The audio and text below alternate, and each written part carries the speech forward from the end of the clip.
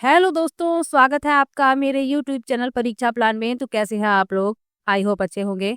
तो जैसा कि आप लोगों को पता है कि रीट मेंस के लिए मैं तैयारी करवा रही हूं और राजस्थान बोर्ड की एसएसटी की किताबें पढ़ा रही हूं। क्लास 6 से मैंने शुरुआत की थी।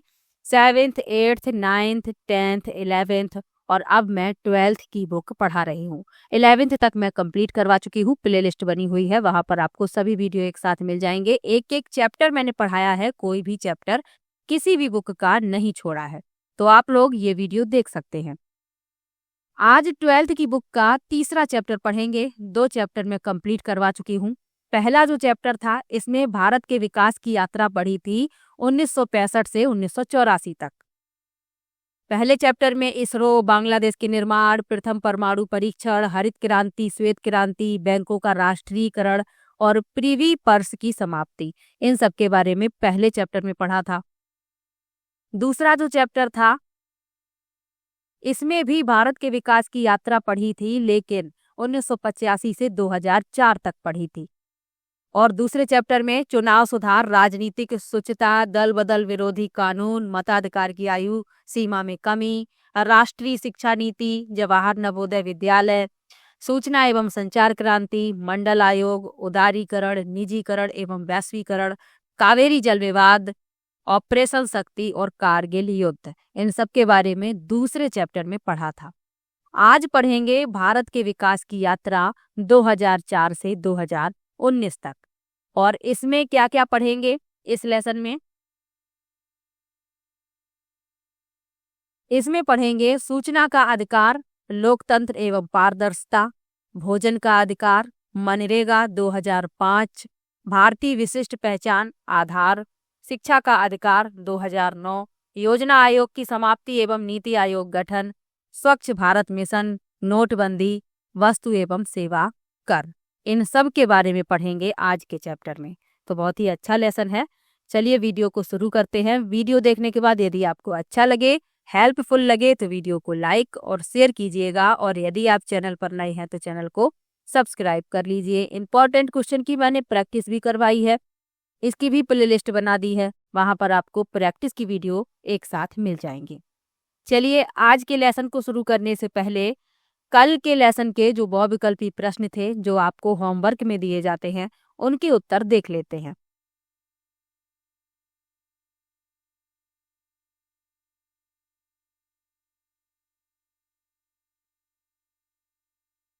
ये दूसरे चैप्टर के बहुविकल्पी प्रश्न दिए गए हैं, इनके उत्तर देख लेते हैं। पहला प्रश्न दिया गया है, दल बदल विरोधी कानून का संबंध किस संविधान संशोधन अधिनियम से है? तो मैंने आपको पढ़ाया है 52वां संविधान संशोधन 1985। सी विकल्प इस प्रश्न का उत्तर हो जाएगा। दूसरा प्रश्न है, सन 1989 में 61वें संविधान संशोधन अधिनियम 1988 के जरिए वोट देने की न्यूनतम आयु क्या निर्धारित की गई? तो पहले आयु थी 21 वर्ष, फिर इस आयु को घटाकर 18 वर्ष कर दिया गया। बी विकल्प इसमें सही हो जाएगा। शिक्षा को समवर्ती सूची में किस संविधान संशोधन अधिनियम के अंतर्गत शामिल किया गया? तो वह है 42वां संविधान संशोधन 1976। पहला विकल्प इसमें सही हो जाएगा।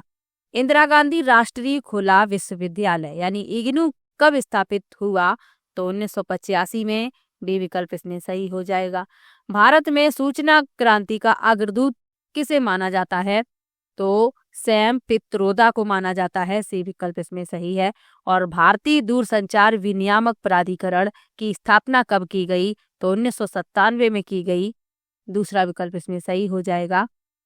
और 7वां प्रश्न है, आखिरी प्रश्न, ईमेल का आविष्कार किसने किया? तो रेमंड सैमुअल टॉमलिंसन ने। पहला विकल्प इसमें सही हो जाएगा।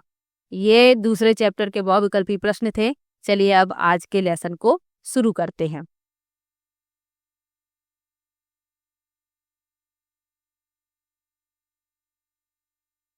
लिखा है डॉक्टर मनमोहन सिंह, ये 13वें प्रधानमंत्री बने थे।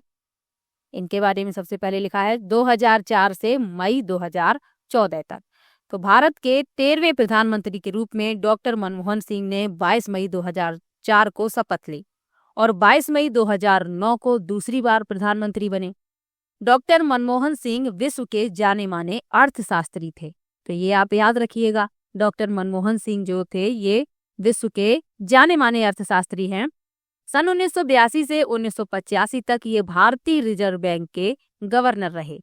जब पीवी नरसिम्हा राव देश के प्रधानमंत्री थे तब राव ने डॉक्टर मनमोहन सिंह को वित्त मंत्री बनाकर उनकी काबिलियत का भरपूर उपयोग किया। तो जब पीवी नरसिम्हा राव देश के प्रधानमंत्री थे तब वित्त मंत्री थे मनमोहन सिंह। उन्हें भारत के आर्थिक सुधारों का प्रणेता माना गया है। उन्हें न केवल सन 1987 में भारत के दूसरे सर्वोच्च नागरिक सम्मान पद्म विभूषण से नवाजा गया, वरन सन 1993-94 में एशिया का सर्वश्रेष्ठ वित्त मंत्री भी घोषित किया गया। तो ये आप याद रखिएगा, सन 1993-94 में डॉक्टर मनमोहन सिंह को एशिया का, ध्यान रखिएगा, एशिया का सर्वश्रेष्ठ वित्त मंत्री घोषित किया गया था और 1987 में इन्हें पद्म विभूषण से नवाजा गया था। चलिए आगे बढ़ते हैं। आगे लिखा है, मनमोहन सिंह के नेतृत्व में संयुक्त प्रगतिशील गठबंधन यानी संप्रग सरकार ने जहां आबादी के बाद की सर्वोत्तम जीडीपी दर प्राप्त की, वहीं भारत को दुनिया की दूसरी तेज बढ़ती अर्थव्यवस्था के रूप में स्थापित किया। संप्रग सरकार ने राष्ट्रीय ग्रामीण स्वास्थ्य मिशन, सूचना का अधिकार, शिक्षा का अधिकार, महात्मा गांधी राष्ट्रीय ग्रामीण योजना यानी मनरेगा, आधार कार्ड योजना, मध्याह्न भोजन यानी मिड डे मील जैसे महत्वपूर्ण कानूनों से आम जन को लाभान्वित किया। इन्हीं अधिकारों और योजनाओं के फलस्वरूप भारतीय लोकतंत्र की प्रकृति राजनीतिक लोकतंत्र से बढ़कर आर्थिक और कल्याणकारी लोकतंत्र की ओर ठोस रूप से अग्रसर हुई। इसी राजनीतिक, सामाजिक और आर्थिक लोकतंत्र का व्यापक स्वप्न महात्मा गांधी, पंडित नेहरू, डॉक्टर बी.आर. अम्बेडकर ने देखा था। तो ये जो महत्वपूर्ण योजनाएं लागू की गई, इनके बारे में आपको याद रखना है।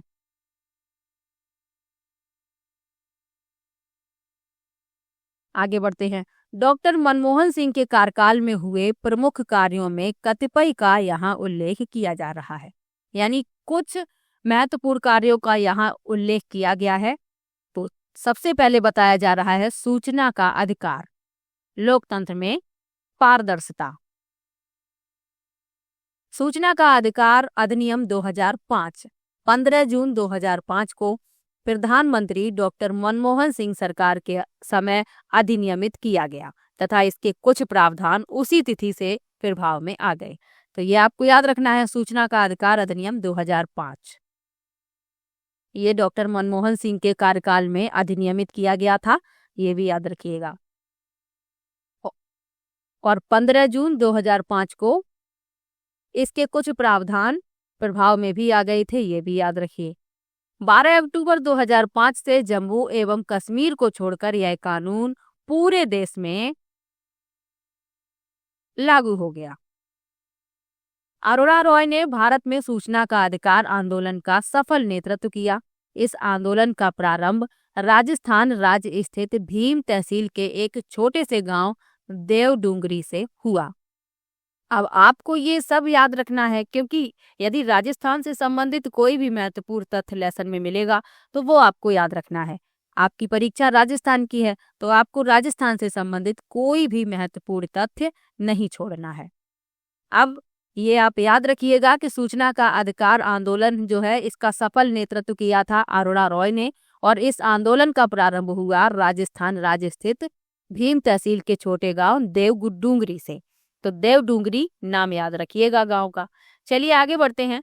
सूचना का अधिकार अर्थ, यानी सूचना का जो अधिकार अधिनियम है इसका अर्थ क्या है, इसके बारे में बताया जा रहा है। लिखा है, सूचना का अधिकार के तहत भारत के सभी नागरिकों को सूचना प्राप्त करने का अधिकार दिया गया। इस अधिनियम में प्रत्येक लोक प्राधिकारी के कार्यकरण में पारदर्शिता के लिए लोक प्राधिकारियों के नियंत्रण में होने वाले कार्यों की सूचना तक पहुंच सुनिश्चित करने हेतु नागरिकों के सूचना के अधिकार की व्यवहारिक पद्धति स्थापित करने के लिए एक केंद्रीय सूचना आयोग और राज्य सूचना आयोग गठित करने की व्यवस्था है। तो जो कार्य लोक प्राधिकारियों के नियंत्रण में होते हैं उनकी सूचना नागरिकों तक पहुंचाने के लिए यानी सूचना तक पहुंच सुनिश्चित करने के लिए सूचना के अधिकार की व्यवहारिक पद्धति स्थापित करने के लिए एक केंद्रीय सूचना आयोग और राज्य सूचना आयोग गठित करने की व्यवस्था है। सूचना के अधिकार से निष्क्रिय एवं सुस्त तंत्र में नवशक्ति का संचार होगा, काम करने की प्रक्रिया में सुधार होगा, सरकारी तंत्र में पारदर्शिता आएगी तथा उसकी जवाबदेही को सुनिश्चित किया जाएगा और कामकाज में होने वाली अनियमितताओं को पकड़ा जा सकेगा।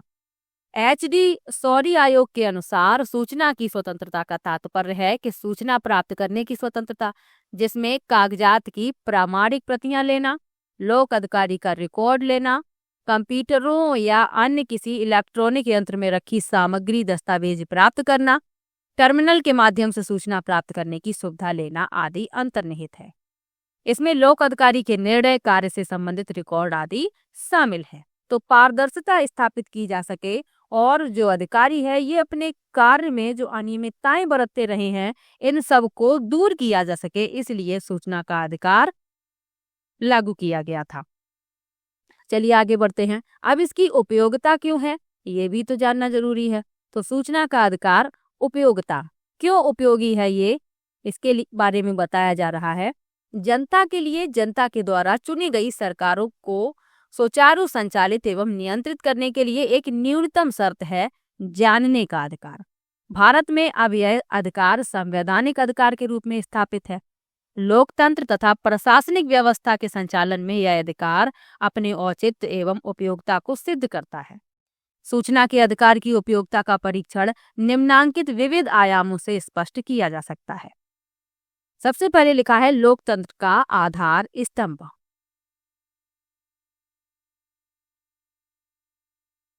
लिखा है सूचना का अधिकार किसी भी लोकतांत्रिक व्यवस्था को समृद्ध एवं संरक्षित बनाने के लिए महत्वपूर्ण स्तंभ माना जाता है। पारदर्शी एवं जवाबदेह लोकतंत्र की उपलब्धता पर लोकतंत्र की सफलता निर्भर करती है। लोकतंत्र की सफलता हेतु देश की जनता को जागरूक बनाए रखने के लिए सूचना का प्रवाह आवश्यक है। यानी जो जनता है वह भी जानने का अधिकार रखती है।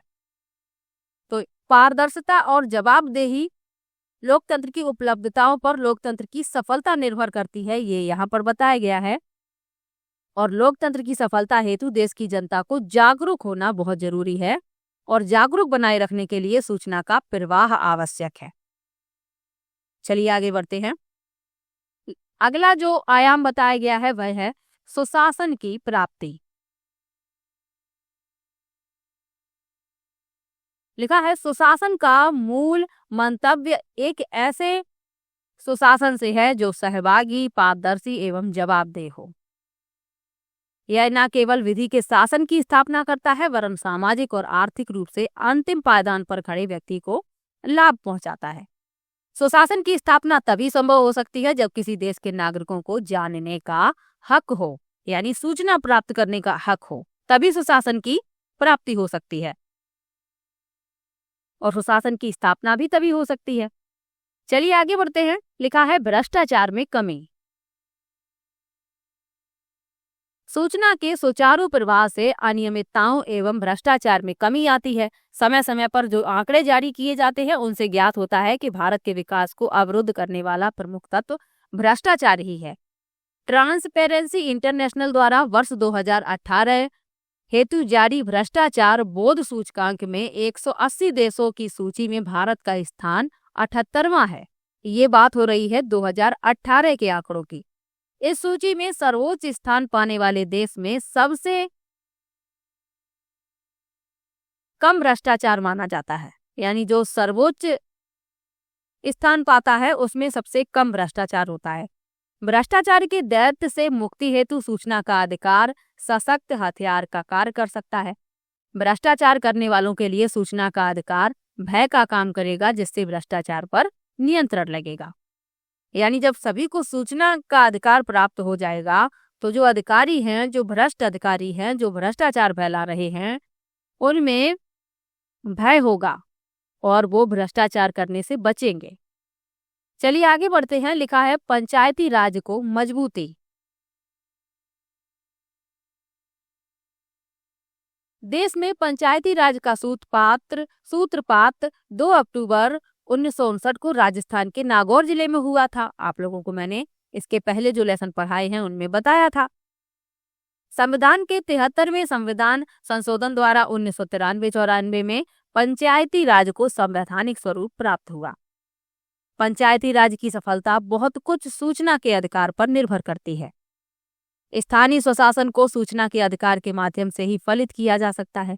कोई भी व्यक्ति निर्धारित शुल्क देकर पंचायती राज के किसी भी स्तर की संस्था में ग्रामीण विकास से संबंधित पत्रावली का अवलोकन कर सकता है। यानी कि शुल्क निर्धारित किया गया है, वह शुल्क अदा करके वह पंचायती राज के किसी भी स्तर की संस्था में ग्रामीण विकास से संबंधित जो पत्रावली है उसका अवलोकन कर सकता है। उसकी फोटोकॉपी भी प्राप्त कर सकता है। आगे लिखा भी है, पत्रावली की फोटोकॉपी प्राप्त कर सकता है। मनरेगा में भी पारदर्शिता को सुनिश्चित करने के लिए सूचना के अधिकार के माध्यम से विभिन्न प्रावधान किए गए। सूचना के अधिकार से निसंदेह पंचायती राज संस्थाओं के कार्य संचालन में गति आएगी और गांव के विकास में बदलाव आएगा। चलिए आगे बढ़ते हैं।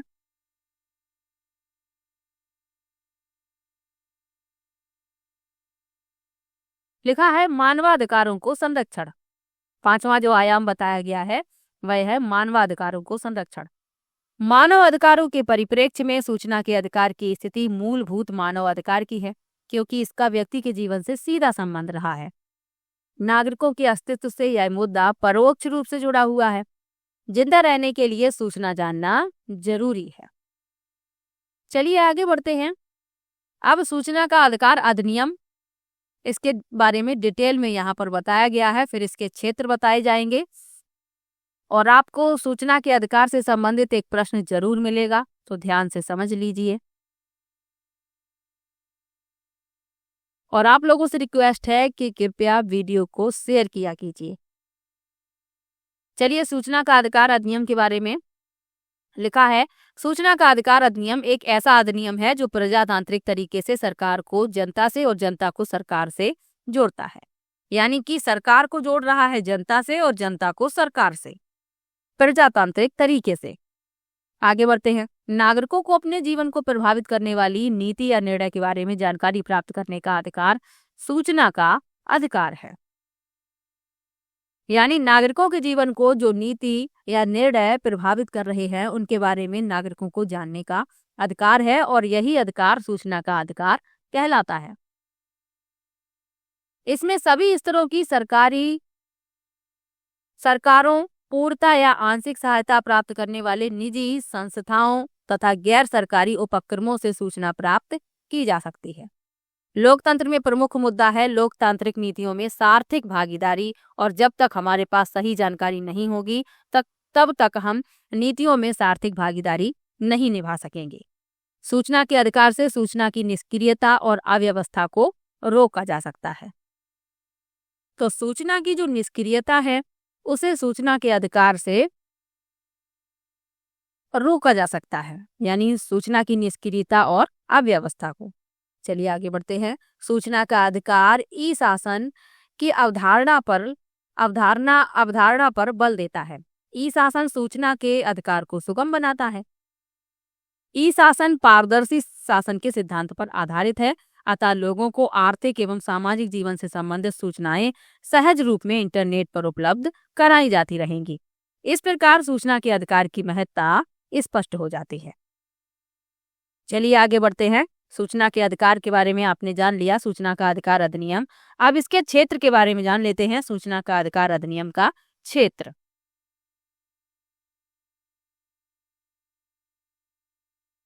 सूचना का अधिकार अधिनियम 2005 के तहत भारत के सभी नागरिकों को सूचना प्राप्त करने का अधिकार दिया गया। सूचना प्राप्तकर्ता कौन है या उसका उद्देश्य क्या है यह नहीं पूछा जाएगा। सूचना प्राप्त करने वाला कोई भी हो सकता है, सभी नागरिकों को सूचना का अधिकार होगा। यानी किसे सूचना चाहिए, कौन सूचना प्राप्त कर रहा है, यह नहीं पूछा जाएगा। सूचना प्राप्त करने वाला कोई भी हो सकता है और सभी नागरिकों को यह अधिकार दिया गया है। सूचना कानून में परिभाषित लोक प्राधिकरणों से मांगी जा सकती है। लोक प्राधिकरण का दायरा व्यापक रखा गया है। सूचना किसी भी प्रकार की कोई भी सामग्री हो सकती है, जैसे अभिलेख, दस्तावेज, दस्तावेज की माइक्रोफिल्म या प्रतिलिपि, पांडुलिपि, पत्रावली, परिपत्र, आदेश, प्रतिवेदन, कागजात, ईमेल, प्रेस रिलीज, इलेक्ट्रॉनिक सांख्यिकी सामग्री आदि शामिल हैं। यानी सूचना जो है किसी भी रूप में मांगी जा सकती है या किसी भी प्रकार की कोई भी सामग्री हो सकती है। चलिए आगे बढ़ते हैं। लोक सूचना अधिकारी के कर्तव्य। अब जो लोक सूचना अधिकारी होता है उसके कर्तव्य क्या है, इनके बारे में लिखा है। लोक सूचना अधिकारी सूचना आवेदक की यथासंभव मदद करेगा। यानी जो लोक सूचना अधिकारी है वह जो सूचना प्राप्त करने वाला है आवेदक, उसकी जो मदद बनेगी, यथासंभव जो मदद होगी वह मदद करेगा। लोक सूचना अधिकारी असमर्थ, निशक्तजन, नेत्रहीन, दिव्यांग आदि व्यक्तियों को आवेदन लिखने में सहायता करेगा। तो ये जो व्यक्ति है, जो निशक्तजन है, असमर्थ हैं, नेत्रहीन हैं, दिव्यांग हैं, इनको आवेदन लिखने में लोक सूचना अधिकारी सहायता करेगा। लोक सूचना अधिकारी आवेदनों का यथासमय निपटारा करेगा। लोक सूचना अधिकारी का यह दायित्व है कि आवेदक द्वारा जिस प्रारूप में सूचना चाही गई है या मांगी गई है उसी प्रारूप में सूचना उपलब्ध करवाई। यानी व्यक्ति जो है, नागरिक जो है, जिस रूप में सूचना चाहता है, जिस प्रारूप में सूचना चाहता है, उसी प्रारूप में उसे सूचना उपलब्ध करवाई जाएगी। आगे बढ़ते हैं। सूचना प्राप्त करने की समय सीमा। यानी समय सीमा कितनी है सूचना प्राप्त करने की?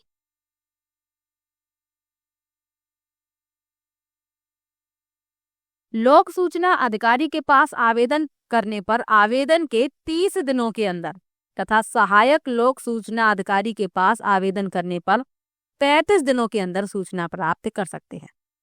यानी कि यदि आप लोक सूचना अधिकारी के पास आवेदन करते हैं तो 30 दिनों के अंदर आपको सूचना उपलब्ध हो जाएगी, और यदि सहायक लोक सूचना अधिकारी के पास आवेदन करते हैं तो 35 दिनों के अंदर आप सूचना प्राप्त कर सकते हैं। किसी व्यक्ति के जीवन और स्वतंत्रता से संबंधित सूचना 48 घंटे में देय होगी। जब सूचना तीसरे व्यक्ति से संबंधित हो और पक्षकार को नोटिस देना पड़े तो समय सीमा 40 दिन होगी। चलिए आगे बढ़ते हैं। लिखा है, यदि मांगी गई सूचना किसी तृतीय पक्ष यानी आवेदक एवं सूचना प्रदाता से भिन्न यानी तृतीय पक्ष से संबंधित हो, और यदि सूचना उसकी व्यक्तिगत हो या गोपनीयता से संबंधित हो, तो ऐसी स्थिति में लोक सूचना अधिकारी तृतीय पक्ष को नोटिस देकर यह पूछेगा कि जानकारी प्रकट करे अथवा नहीं। तृतीय पक्ष सूचना नहीं प्रदान करने का मत व्यक्त करता हो किंतु लोक सूचना अधिकारी सूचना प्रकट करना लोक हित में उचित मानता हो तो वह सूचना दे सकता है। चलिए आगे बढ़ते हैं। तो यहाँ पर यह समझ लीजिएगा कि जो सूचना मांगी गई है वह तृतीय पक्ष से संबंधित हो, और यदि यह सूचना उसकी व्यक्तिगत हो या गोपनीयता से संबंधित हो तो ऐसी स्थिति में लोक सूचना अधिकारी क्या करेगा, तृतीय पक्ष को नोटिस देके ये पूछेगा कि यह जानकारी प्रकट करे कि नहीं। यदि तृतीय पक्ष सूचना ना प्रकट करने का मत व्यक्त करता है और सूचना प्रकट करना लोक हित में है तो सूचना अधिकारी सूचना को प्रकट कर सकता है, यानी वह सूचना दे सकता है। चलिए आगे बढ़ते हैं। आवेदन का तरीका क्या है? आवेदन व्यक्तिगत रूप से लोक सूचना अधिकारी अथवा सहायक लोक सूचना अधिकारी के पास जमा करवाया जा सकता है या उसे डाक, फैक्स, ईमेल आदि द्वारा भी भेजा जा सकता है। डाक से भेजने पर पंजीकृत डाक से भेजना होगा। व्यक्तिगत रूप से आवेदन जमा कराने पर उसकी पावती प्राप्त होगी। पावती पर आवेदन को प्राप्त करने की तिथि, समय, स्थान और प्राप्त करने वाले के नाम का उल्लेख होना चाहिए। चलिए आगे बढ़ते हैं। अब अदेय सूचनाएं कौन कौन सी हैं उनके बारे में बताया गया है, यानी कि जो सूचनाएं देने योग्य नहीं हैं। अदेय सूचनाएं जिन्हें कहा जाता है तो वो कौन कौन सी हैं यहाँ पर बताई गई हैं। निम्नलिखित सूचनाएं अदेय होंगी। कौन कौन सी?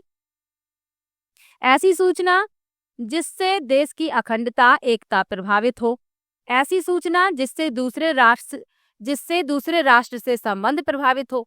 देश या राज्य की सुरक्षा, रणनीति विज्ञान तथा आर्थिक मामलों से संबंधित गोपनीय जानकारी और विदेशों से प्राप्त गोपनीय सूचनाएं। इसके अलावा और भी सूचनाएं दी गई हैं जो अदेय हैं। मंत्रिमंडल से संबंधित दस्तावेज, ऐसी सूचना जिससे संसद या विधानमंडल के विशेषाधिकारों का हनन होता हो, ऐसी सूचना जिससे न्यायालय का ट्रिब्यूनल की अवमानना होती हो, यानी न्यायालय या ट्रिब्यूनल की अवमानना होती हो, ऐसी सूचना नहीं दी जा सकती है। अदेय सूचना है ये। ऐसी सूचना जिससे व्यक्ति के जीवन या शारीरिक सुरक्षा को खतरा पहुंचता हो, ऐसी सूचना जो किसी व्यक्ति की एकांतता में अनुचित हस्तक्षेप हो, ऐसी सूचना जिससे अपराध को बढ़ावा मिले, ऐसी सूचना जो अन्वेषण बाधक हो और ऐसी सूचना जो सरकार, व्यक्ति या संस्था के कॉपीराइट का उल्लंघन करती हो, नहीं दी जाएगी। तो ऐसी सूचनाएं अदेय सूचनाएं हैं जो आपको याद रखनी है। ये किसी भी स्थिति में किसी भी व्यक्ति को नहीं दी जा सकती हैं। चलिए आगे बढ़ते हैं। दंड का क्या प्रावधान है?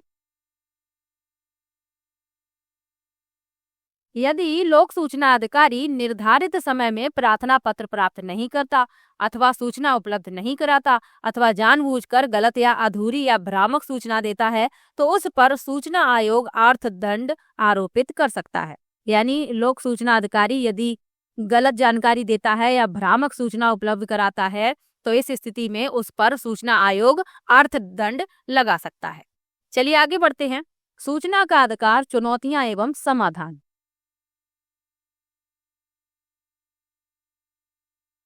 भारत में सूचना का अधिकार अधिनियम 2005 को लागू करने के बाद जिन व्यवहारिक और अंतर्विरोधी प्रवृत्तियों की संभावनाओं को महसूस किया जा रहा है, उसने अनेक ऐसे मुद्दों को जन्म दिया है जिन पर व्यापक विचार किया जाना आवश्यक है। सूचना के अधिकार के प्रभावी क्रियान्वयन के मार्ग में अवरोधों को हटाने के विकल्पों की खोज से कानून को सशक्त बनाने की दिशा में कारगर उपाय किए जा सकते हैं। तो यहाँ पर जो उपाय किए जा सकते हैं उन्हीं के बारे में वर्णन है। लिखा है, नागरिकों में जागरूकता एवं जानकारी का अभाव है, अतः इसके लिए वृत्तचित्र, नुक्कड़ नाटक, रेडियो कार्यक्रम, सूचना मेले, साहित्य का वितरण, विज्ञापन आदि को अपनाकर लोगों में चेतना लाई जा सकती है। क्योंकि जो नागरिक हैं उनमें जागरूकता और जानकारी का अभाव है, तो ये उपाय अपनाकर उनमें नई चेतना लाई जा सकती है। आगे बढ़ते हैं।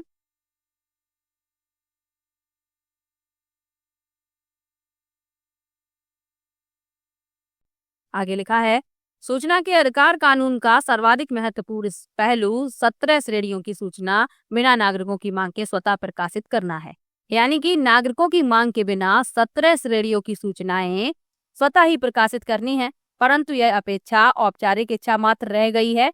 इन श्रेणियों की सूचनाएं प्रकाशित करने के दायित्व को सार्वजनिक संस्थाओं ने ऐच्छिक दायित्व मानकर प्रकाशन को इच्छा पर निर्भर मान लिया है, जबकि अधिनियम 4 के तहत सूचनाओं का प्रकटीकरण अनिवार्य है।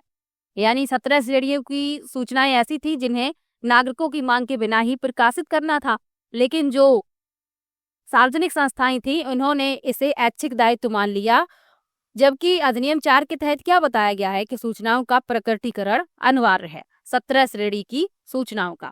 चलिए आगे बढ़ते हैं। सूचना के अधिकार को जीवंत बनाने हेतु समाज, सरकार, संस्थाओं की क्षमताओं का निर्माण करना होगा, नागरिकों को आगे लाना होगा, सर्वहित के लिए सार्थक प्रयास करने होंगे। सूचना के अधिकार कानून की सफलता के लिए सर्वप्रथम यह आवश्यक है कि इसे शासन व्यवस्था के एक सामान्य आवश्यक सिद्धांत के रूप में स्वीकार किया जाए।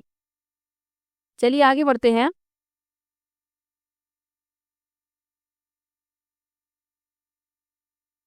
राजनारायण बनाम उत्तर प्रदेश सरकार मामले में उच्चतम न्यायालय ने संविधान के अनुच्छेद 19 के तहत अभिव्यक्ति की स्वतंत्रता का दायरा बढ़ाकर सूचना के अधिकार को इसमें शामिल कर दिया था। ये आपको याद रखना है। राजनारायण बनाम उत्तर प्रदेश सरकार 1975 की बात हो रही है। इस मामले में उच्चतम न्यायालय ने संविधान के अनुच्छेद 19 के तहत अभिव्यक्ति की स्वतंत्रता का दायरा बढ़ाया और सूचना के अधिकार को इसमें शामिल कर दिया था। न्यायालय ने अपने आदेश में लोक प्राधिकारियों द्वारा सार्वजनिक कार्यों का विवरण जनता को प्रदान करने के बारे में टिप्पणी की थी।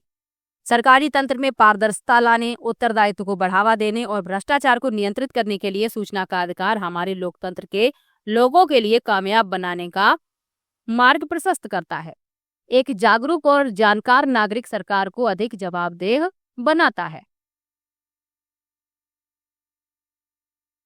आगे लिखा है, सूचना का अधिकार कानून नागरिकों को कुछ कानूनी सीमाओं के साथ सरकार की गतिविधियों के बारे में जानकारी देने के लिए एक बड़ा कदम है।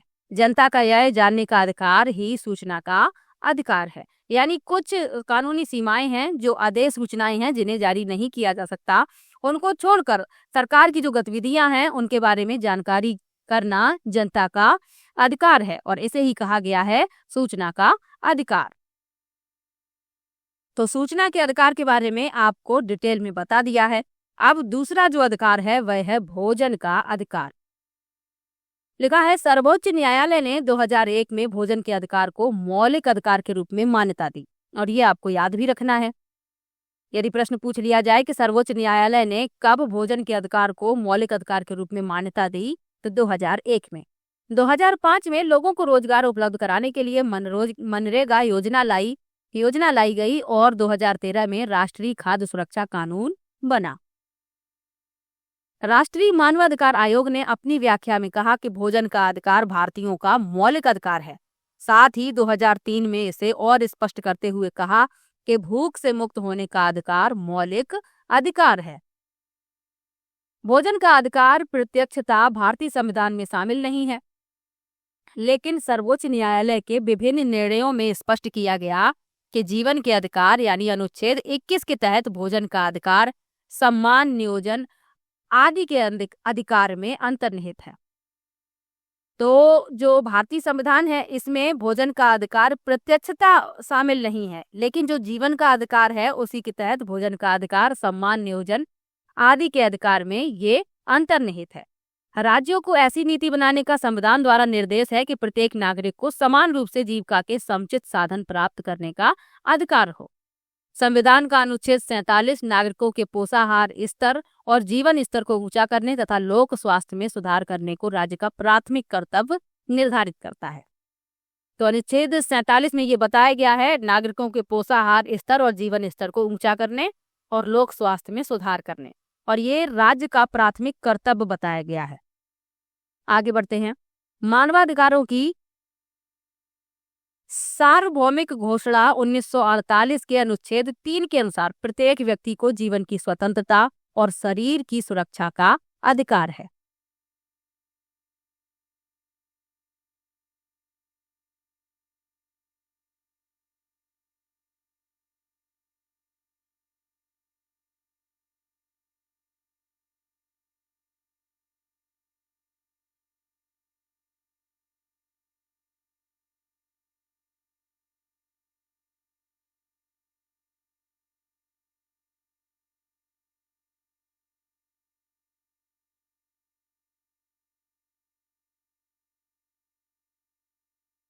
आगे लिखा है 1986 की विकास के अधिकार संबंधी घोषणा में यह भी स्पष्ट किया गया कि विकास के लिए राज्य सुनिश्चित करे कि लोगों को बुनियादी संसाधन जैसे भोजन, आवास, शिक्षा, रोजगार आदि के मामले में अवसर सुलभ हों।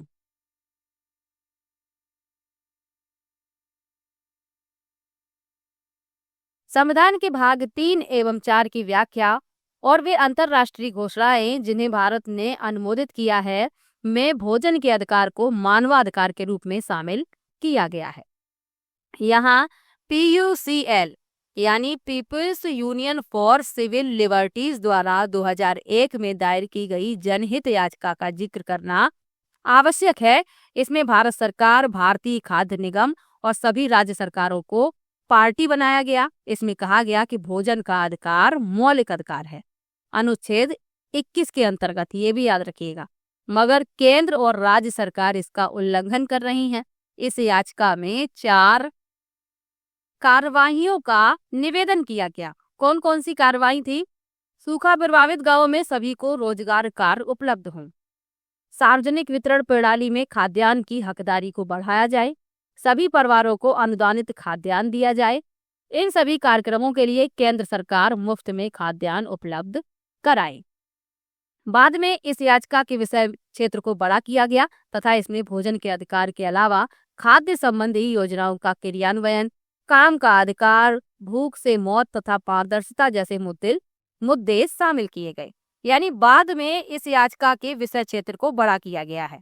ये भी याद रखिएगा शुरुआत में 4 कार्रवाइयों का निवेदन किया गया था। ये 4 कार्रवाइयां यहाँ पर मैंने बताई हैं। उसके बाद इसके विषय क्षेत्र को बड़ा किया गया। आगे बढ़ते हैं। दोनों पक्षों की ओर से करीब 400 हलफनामे दायर किए गए और 44 अंतरिम आदेश पारित किए गए। ये आदेश केंद्र और राज्य सरकारों द्वारा पालना में दिए गए। प्रतिनियुक्त आयुक्तों को कोर्ट के आदेशों के अनुपालन की विस्तृत शक्तियां दी गई तथा सभी अधिकारियों को निर्देश दिए गए कि वे प्रतिनियुक्त आयुक्तों को पूरा सहयोग दें। अक्टूबर 2002 में सर्वोच्च न्यायालय ने स्पष्ट किया कि राज्य सरकारें कुपोषण या भूख से मौत को रोकने के लिए जिम्मेदार हैं। भूख से मौत पर मुख्य सचिवों को जिम्मेदार ठहराया गया। यानी जो भूख से मर रहे हैं लोग, उनकी मौत का जिम्मेदार मुख्य सचिवों को ठहराया गया। सर्वोच्च न्यायालय के प्रथम अंतरिम आदेश में 8 योजनाओं पर विशेष ध्यान दिया गया।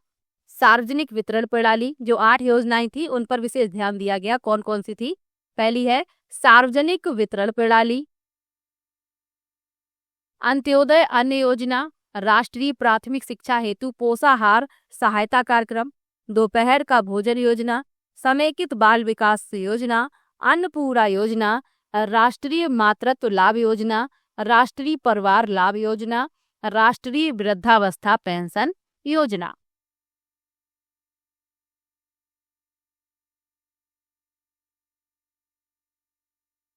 आगे लिखा है, सर्वोच्च न्यायालय ने 8 लाभों को वैधानिक हकदारी में बदल दिया। उदाहरणार्थ, यदि किसी व्यक्ति के पास अंत्योदय कार्ड है पर उसे पूरा कोटा यानी 35 किलो प्रतिमाह, सरकारी दर 3 रुपए किलो चावल और 2 रुपए किलो गेहूं नहीं मिलता है, तो वह अपने अधिकार के लिए कोर्ट में दावा कर सकते हैं। भोजन, दोपहर का भोजन पका कर दिया जाए। ग्राम सभा और ग्राम पंचायतों को सामाजिक अंकेक्षण तथा निरीक्षण का अधिकार दिया।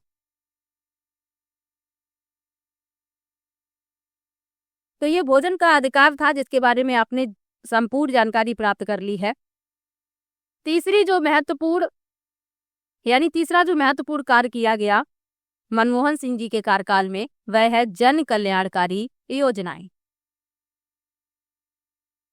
लिखा है, सरकार ने सब्सिडी को गलत खातों में जाने से बचाने के लिए डायरेक्ट बेनिफिट ट्रांसफर स्कीम की शुरुआत की। लाभार्थियों को सीधे उनके बैंक खातों में सरकारी सहायता और लाभ पहुंचाया। गांव में लोगों के लिए राष्ट्रीय ग्रामीण स्वास्थ्य मिशन व शहरी लोगों के लिए राष्ट्रीय शहरी स्वास्थ्य मिशन जैसी कल्याणकारी योजनाओं को चलाया।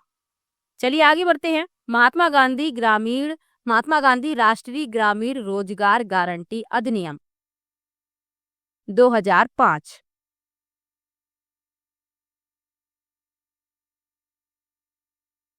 लिखा है, इसे शॉर्ट में मनरेगा कहते हैं, तो ये भी याद रखिएगा। महात्मा गांधी राष्ट्रीय ग्रामीण रोजगार गारंटी अधिनियम दुनिया का सबसे बड़ा और सबसे महत्वाकांक्षी सामाजिक सुरक्षा और सार्वजनिक कार्यक्रम कहा जाता है। विश्व बैंक की विकास रिपोर्ट 2014 में मनरेगा को ग्रामीण विकास का तार्किक उदाहरण कहा है। ये विश्व बैंक की विकास रिपोर्ट 2014 के अनुसार बताया गया है, मनरेगा को कहा गया है ग्रामीण विकास का तार्किक उदाहरण। मनरेगा आर्थिक सुरक्षा प्रदान करने और ग्रामीण संसाधनों व संपत्तियों को बनाने के साथ पर्यावरण सुरक्षा, ग्रामीण परिवेश की महिलाओं को सशक्त बनाने, गांवों से शहरों की ओर प्रवास को रोकने और सामाजिक समानता को बढ़ावा देने में कारगर साबित हुआ। यानी जो लोग गांव में रोजगार जिन्हें नहीं मिलता था, वे शहरों की ओर जाते थे। तो इसी प्रवास को रोकने के लिए और ग्रामीण परिवेश की जो महिलाएं हैं उन्हें सशक्त बनाने के लिए ये कारगर साबित हुआ है। इसके अलावा सामाजिक समानता को भी इसने बढ़ावा दिया है। आगे बढ़ते हैं। देश के ग्रामीण क्षेत्रों में गृहस्थियों की आजीविका की सुरक्षा को प्रत्येक गृहस्थी को जिसके वयस्क सदस्य अकुशल शारीरिक कार्य करने के लिए स्वेच्छा से आगे आते हैं, प्रत्येक वित्तीय वर्ष में कम से कम 100 दिनों का आश्वस्त मजदूरी नियोजन उपलब्ध कराकर वर्धित करने तथा उससे सशक्त या उसके आनुषंगिक विषयों का उपबंध करने के लिए अधिनियम। भारत गणराज्य के 56वें वर्ष में संसद द्वारा निम्नलिखित रूप से अधिनियमित हो। अब ये निम्नलिखित रूप से अधिनियमित हो, इसके बारे में नीचे बताया गया है। महात्मा गांधी राष्ट्रीय ग्रामीण रोजगार गारंटी स्कीम को इसके पश्चात महात्मा गांधी NREGS कहा जाएगा और स्कीम में महात्मा गांधी राष्ट्रीय ग्रामीण रोजगार गारंटी अधिनियम 2005 के प्रति किसी संदर्भ को महात्मा गांधी नरेगा कहा जाएगा। आगे क्या लिखा है? स्कीम का केंद्र बिंदु निम्नलिखित संकर्मों पर होगा और उसका पूर्विकता क्रम प्रत्येक ग्राम पंचायत द्वारा ग्राम सभा और वार्ड सभा के अधिवेशनों में अवधारित किया जाएगा। अर्थात जल संरक्षण, जल शस्य संचय, जिसके अंतर्गत कंटूर, खाइयां, कंटूर, बंद, गोलस्म, चेक, गेबियन संरचनाएं, भूमिगत नहरें, मिट्टी के बांध, स्टॉप बांध और झरनों का विकास भी है। सूखा रोधी, जिसके अंतर्गत वनरोपण और वृक्षारोपण भी है। सिंचाई नहरें, जिसके अंतर्गत सूक्ष्म और लघु सिंचाई संकर्म भी है। पैरा 1 में विनिर्दिष्ट गृहस्थियों के स्वामित्वाधीन भूमि पर सिंचाई सुविधा, फार्म पर खोदा गया पोखर, बागवानी, वृक्षारोपण, मेड़बंधन और भूमि विकास का उपबंध। पारंपरिक जल निकायों का नवीकरण, जिसके अंतर्गत तालाबों का शुद्धिकरण भी है। भूमि विकास, जलरुद्ध क्षेत्रों में जल निकास सहित बाढ़ नियंत्रण, संरक्षण संकर्म, जिसके अंतर्गत बाढ़ नियंत्रण, नालियों को गहरा करना और उनकी मरम्मत करना। चौर नवीकरण, तटीय संरक्षण के लिए विप्लव जल नालियों का सन्निर्माण। सभी मौसमों में पहुंच को सुलभ करने के लिए ग्रामीण संयोजकता, जिसके अंतर्गत गांव के भीतर जहां कहीं आवश्यक हो पुलिया और सड़कें भी हैं। आगे लिखा है,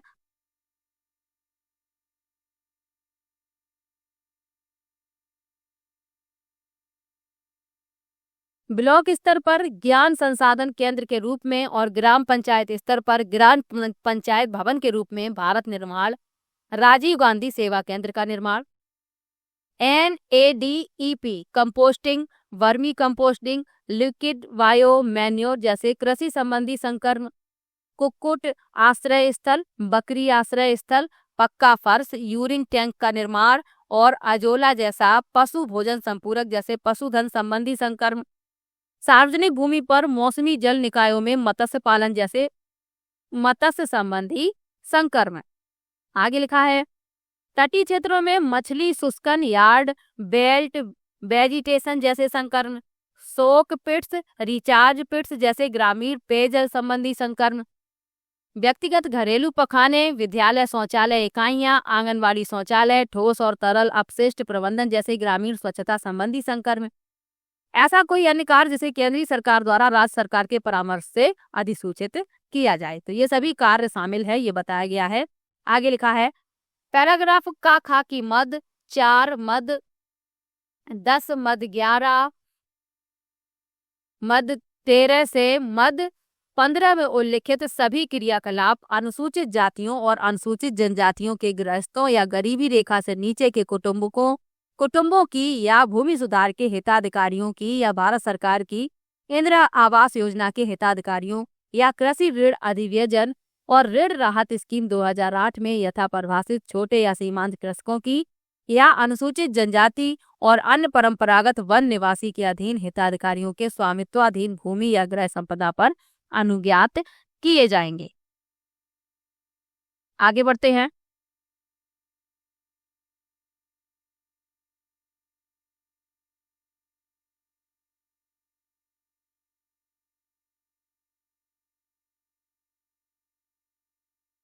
पैरा 1 का की मद 4 मद 10 मद 11 और मद 13 से मद 15 में निर्दिष्ट संकर्मों को निम्नलिखित शर्तों के अधीन रहते हुए किया जाएगा। अर्थात पैरा कागा में निर्दिष्ट गृहस्थियों के पास जॉब कार्ड होगा और हिताधिकारी उनकी भूमि या गृह संपदा पर की जाने वाली परियोजना पर कार्य करेंगे।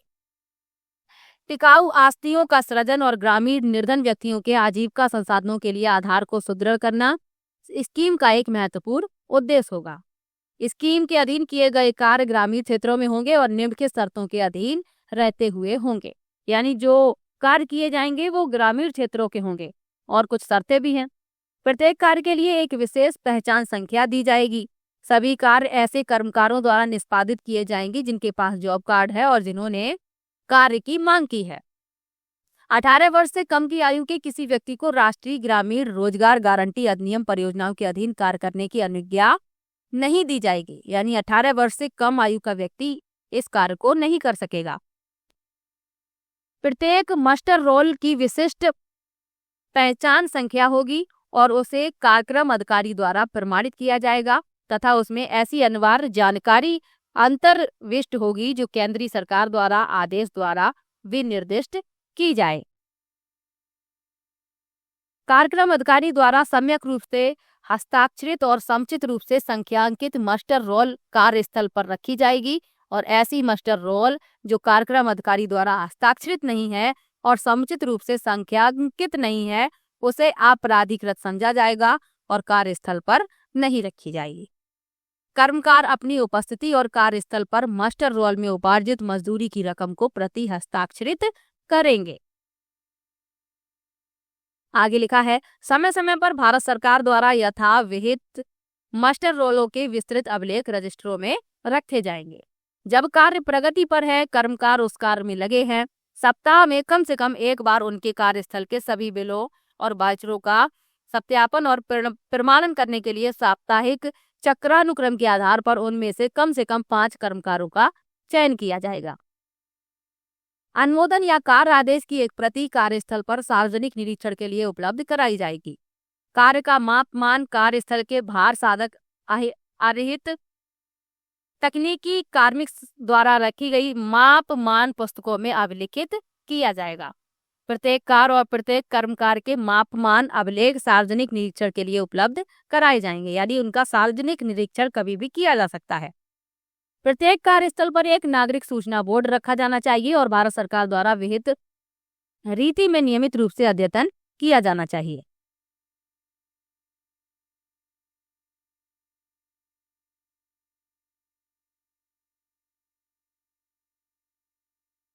आगे लिखा है, कोई व्यक्ति सभी कार्य घंटों के दौरान कार्यस्थल पर मांग किए जाने वाले मास्टर रोलों के प्रति पहुंच रखने के लिए योग्य होगा और भारत सरकार के अनुदेशों के अनुसार स्थापित की गई सतर्कता और मॉनिटरी समिति सभी कार्यों और उस पर उसकी मूल्यांकन रिपोर्ट की जांच करेगी जो सरकार द्वारा विहित प्रारूप में कार्य रजिस्टर में अभिलिखित की जाएगी और सामाजिक संपरीक्षा के दौरान ग्राम सभा को प्रस्तुत की जाएगी। राज्य सरकार स्कीम के भाग के रूप में स्कीम के अधीन सृजित लोक आस्तियों के उचित रखरखाव की व्यवस्था करेगी। ये कार्य दिया गया राज्य सरकार को। राज्य सरकार मजदूरी को कार्य की मात्रा से संबद्ध करेगी और राज्य परिषद के परामर्श से प्रतिवर्ष विभिन्न प्रकार के कार्यों के लिए राज्य सरकार द्वारा नियत दर अनुसूची के अनुसार संदत्त यानी पेड की जाएगी। विभिन्न अकुशल श्रमिकों के लिए मजदूरी की दरों की अनुसूची इस प्रकार नियत की जाएगी कि 9 घंटे के लिए यानी कि 15 विश्राम के 1 घंटे सहित 9 घंटे के लिए काम करने वाला कोई वयस्क व्यक्ति सामान्यतः मजदूरी दर के बराबर मजदूरी उपार्जित कर सके। किसी वयस्क कर्मकार के कार्य दिवस जिसके अंतर्गत विश्राम के अंतराल भी है यदि कोई हो इस प्रकार व्यवस्थित किए जाएंगे कि वे किसी दिवस में 12 घंटे से अधिक न हो। किसी समूह में कार्य करने वाले किन्हीं पुरुष और स्त्री कर्मकारों द्वारा किए गए औसत कार्य आधारित दरों की सूची नियत करने के लिए आधार होगा ताकि दरों की अनुसूची में लिंग आधारित कोई भी भेद न हो। कार्यक्रम के अंतर्गत आरंभ की गई परियोजनाओं की सामग्री संगठक की लागत जिसके अंतर्गत कुशल और अर्धकुशल कर्मकारों की मजदूरी भी है 15 परियोजना लागत के 40% से अधिक नहीं होगी। आगे लिखा है, कार्यक्रम अधिकारी और ग्राम पंचायत किसी ऐसे व्यक्ति को जो स्कीम के अधीन नियोजन के लिए आवेदन करता है यह निर्देश देने के लिए स्वतंत्र होगा कि वह ऐसी स्कीम के अधीन अनुज्ञेय किसी प्रकार का कार्य करे। स्कीम में उसके अधीन परियोजनाओं के कार्यान्वयन के लिए किसी ठेकेदार को लगाने की अनुज्ञा नहीं दी जाएगी। यथा व्यवहार स्कीम के अधीन वित्त पोषित कार्य शारीरिक श्रम का उपयोग करके पूरा किया जाएगा, मशीन का नहीं, यानी शारीरिक श्रम के द्वारा उसे पूरा किया जाएगा।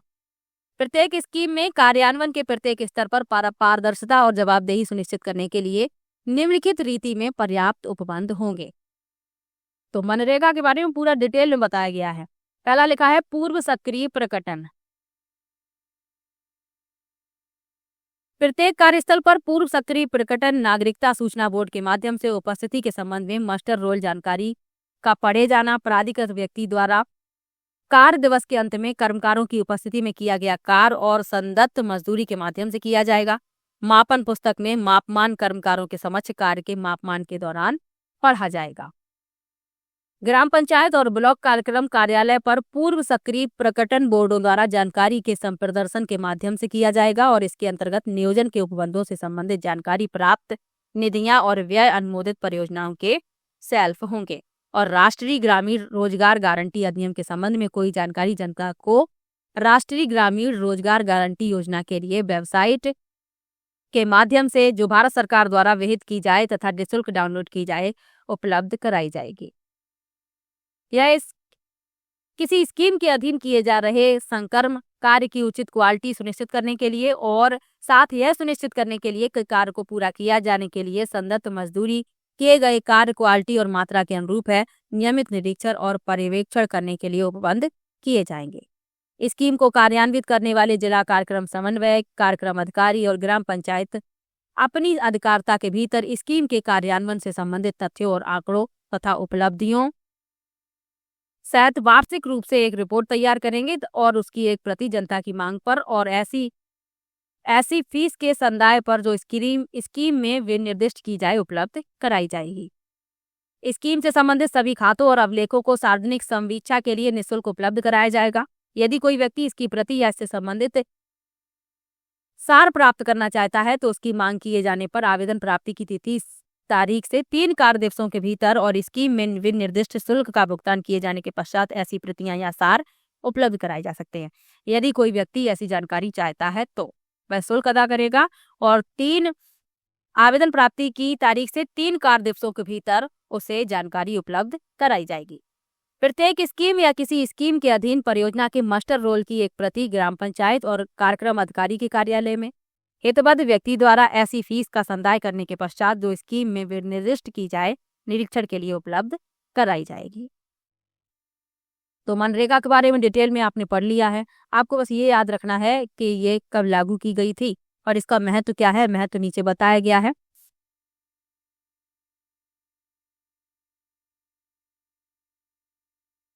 लिखा है 2 फरवरी 2006 से शुरू नरेगा कार्यक्रम 1 अप्रैल 2008 को संपूर्ण देश में लागू कर दिया गया।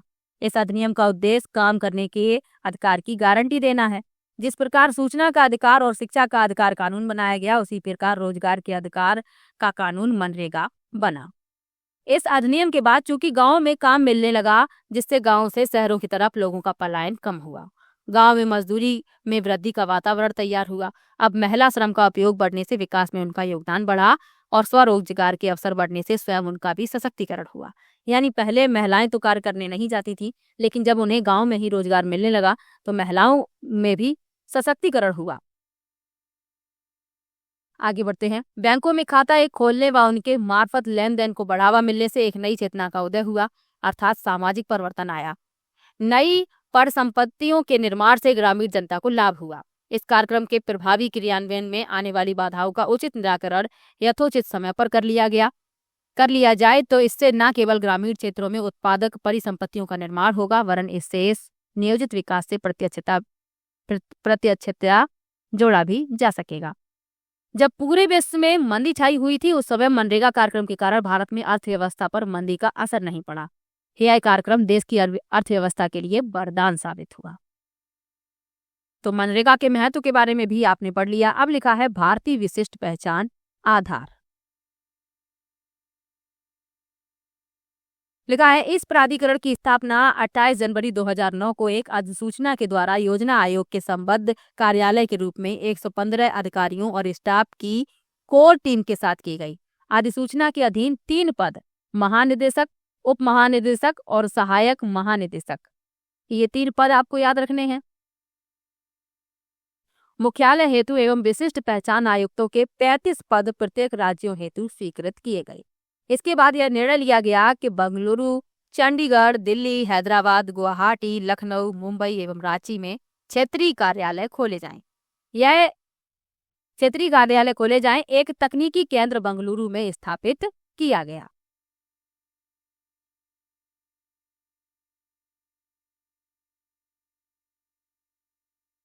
आगे बढ़ते हैं। आधार 12 अंकों की एक विशिष्ट संख्या है। जो आपका आधार कार्ड है उस पर 12 अंकों की एक विशिष्ट संख्या दी जाती है, यही यहाँ पर बताया गया है। तो आधार 12 अंकों की एक विशिष्ट संख्या है जिसे भारतीय विशिष्ट पहचान प्राधिकरण सभी निवासियों के लिए जारी करता है। यह संख्या भारत में कहीं भी व्यक्ति की पहचान और पते का प्रमाण होगा। भारतीय डाक द्वारा प्राप्त और UIDAI की वेबसाइट से डाउनलोड किया गया। आगे लिखा है, ई आधार दोनों ही समान रूप से मान्य हैं। कोई भी व्यक्ति आधार के लिए नामांकन करवा सकता है, बशर्ते वह भारत का निवासी हो और UIDAI द्वारा निर्धारित सत्यापन प्रक्रिया को पूरा करता हो। चाहे इसकी उम्र, लिंग कुछ भी हो, प्रत्येक व्यक्ति केवल एक बार नामांकन करवा सकता है। नामांकन निःशुल्क है। तो अब तो सभी के पास आधार है। जब ये योजना आई थी तब के बारे में बताया जा रहा है। अब आधार कार्ड के लाभ क्या हैं? यहाँ आप देख सकते हैं, श्रीमती सोनिया गांधी, मनमोहन सिंह और अशोक गहलोत आधार कार्ड वितरित करते हुए इस चित्र में आप देख सकते हैं। आधार कार्ड के लाभ क्या हैं? यहाँ पर बताए गए हैं। आधार संख्या प्रत्येक व्यक्ति की जीवन भर की पहचान है। आधार संख्या को आपको बैंकिंग, मोबाइल फोन कनेक्शन और सरकारी व गैर सरकारी सेवाओं की सुविधाएं प्राप्त करने में सुविधा होगी। किफायती तरीके से व सरलता से ऑनलाइन विधि से सत्यापन योग्य सरकारी एवं निजी डेटाबेस में डुप्लीकेट एवं नकली पहचान को बड़ी संख्या में समाप्त करने में अनूठा एवं ठोस प्रयास और एक क्रम रहित स्वचालित तरीके से उत्पन्न संख्या जो किसी भी जाति, पंथ, मजहब एवं भौगोलिक क्षेत्र आदि के वर्गीकरण पर आधारित नहीं है। और अब तो आधार कार्ड बहुत ही ज्यादा जरूरी है। कोई भी कार्य आप बिना आधार कार्ड के नहीं कर सकते हैं। कहीं पर भी आप चले जाइए, बैंक में जाएंगे तब भी आधार जरूरी है, कहीं पर आवेदन करते हैं तब भी आधार जरूरी है। इसके अलावा कहीं पर आप एडमिशन लेना चाहते हैं तब भी आपको आधार चाहिए। यानी अब ये बहुत ही ज्यादा जरूरी है। अब यहाँ पर आधार कार्ड की विशेषता लिखी हुई है, चलिए पढ़ लेते हैं। तो सबसे पहले लिखा है आधार कार्ड की विशेषता में अद्वितीयता। लिखा है इसे जनसांख्यिकीय और बायोमेट्रिक डी डुप्लीकेशन की प्रक्रिया से हासिल किया गया है। डी डुप्लीकेशन प्रक्रिया में यह जांचने के लिए कि क्या व्यक्ति पहले से ही डेटाबेस में है अथवा नहीं, नामांकन प्रक्रिया के दौरान एकत्र की गई निवासी की जनसांख्यिकीय बायोमेट्रिक जानकारी को UIDAI के डेटाबेस के रिकॉर्ड के साथ तुलना की जाती है। निवासी के आधार हेतु केवल एक बार ही नामांकन की आवश्यकता है और डी डुप्लीकेशन के बाद केवल एक आधार ही सृजन किया जाएगा। यदि निवासी एक से अधिक बार नामांकन करवाता है तो उत्तरवर्ती नामांकन रद्द कर दिए जाएंगे। यानी कि जो व्यक्ति है उसके आधार के लिए केवल एक बार ही नामांकन की आवश्यकता होती है। चलिए आगे बढ़ते हैं। लिखा है पोर्टेबिलिटी यानी सुवाह्यता।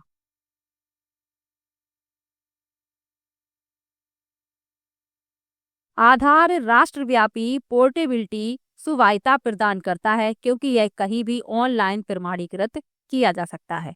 यह महत्वपूर्ण है क्योंकि लाखों भारतीय एक राज्य से दूसरे राज्य अथवा ग्रामीण क्षेत्र से शहरी केंद्र आदि में प्रवास करते हैं। तो ये ऑनलाइन कहीं भी प्रमाणीकृत किया जा सकता है। चलिए आगे बढ़ते हैं। लिखा है रैंडम संख्या।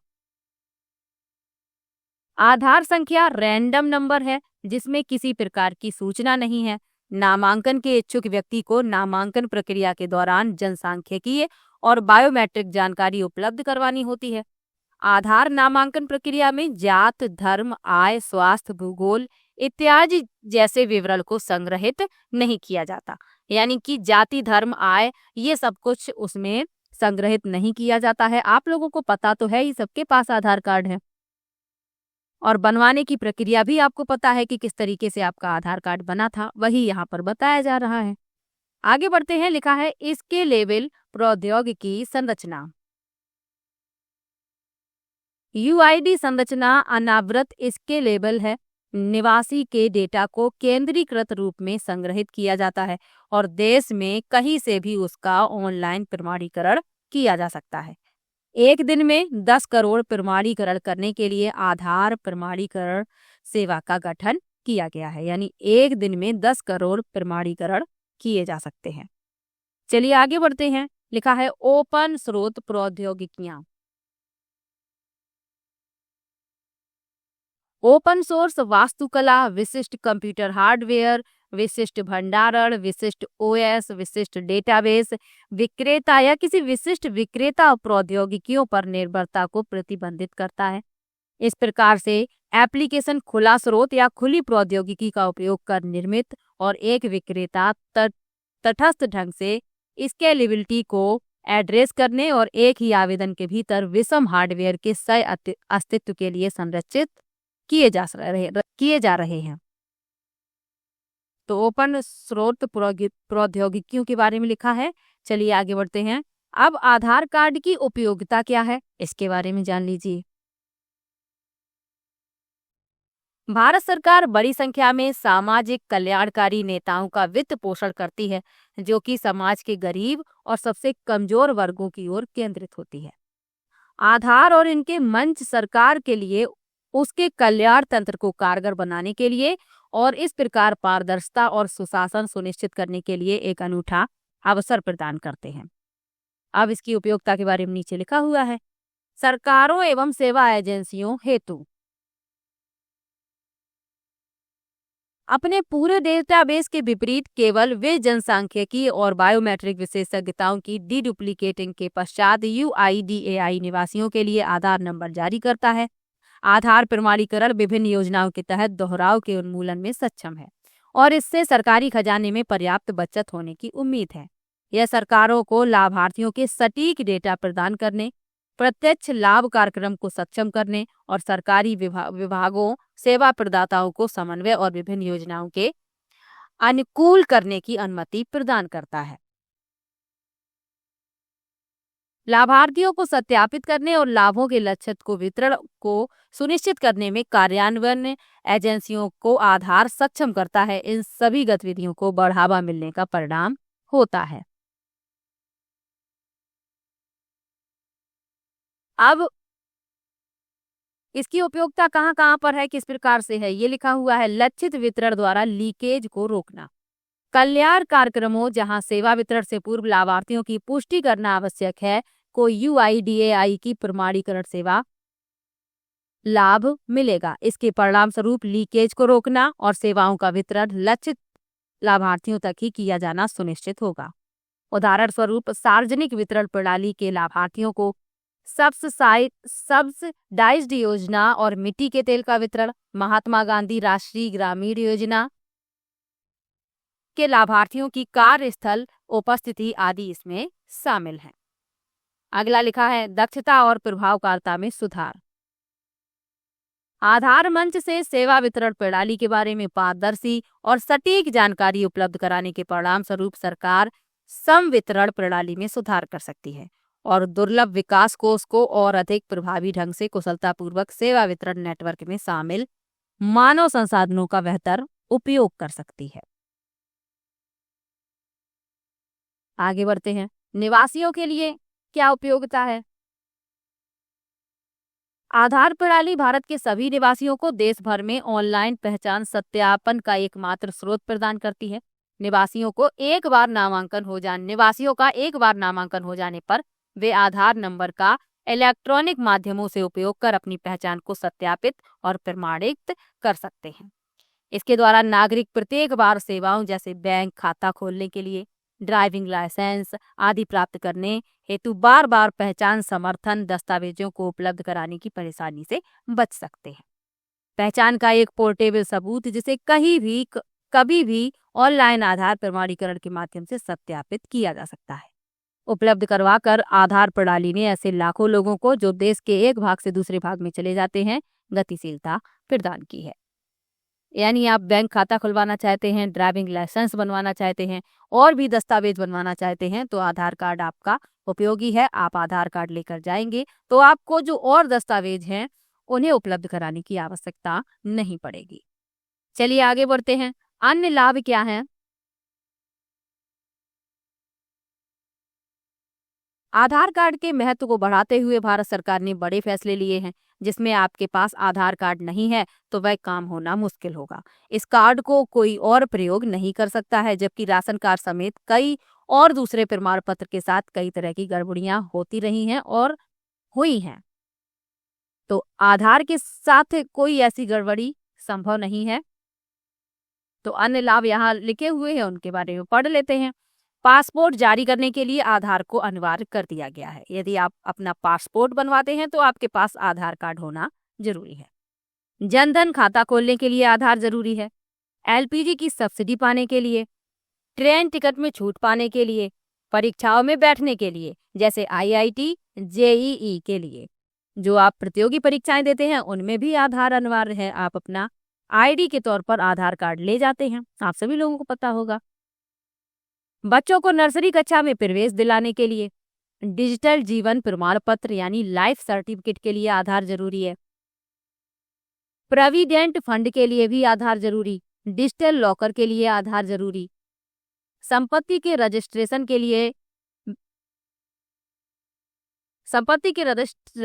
के लिए भी आधार कार्ड जरूरी कर दिया गया है।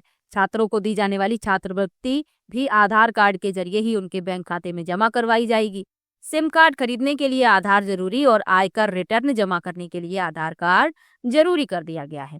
यानी कि आप देखेंगे कुल मिलाकर प्रत्येक क्षेत्र में आधार कार्ड आवश्यक है।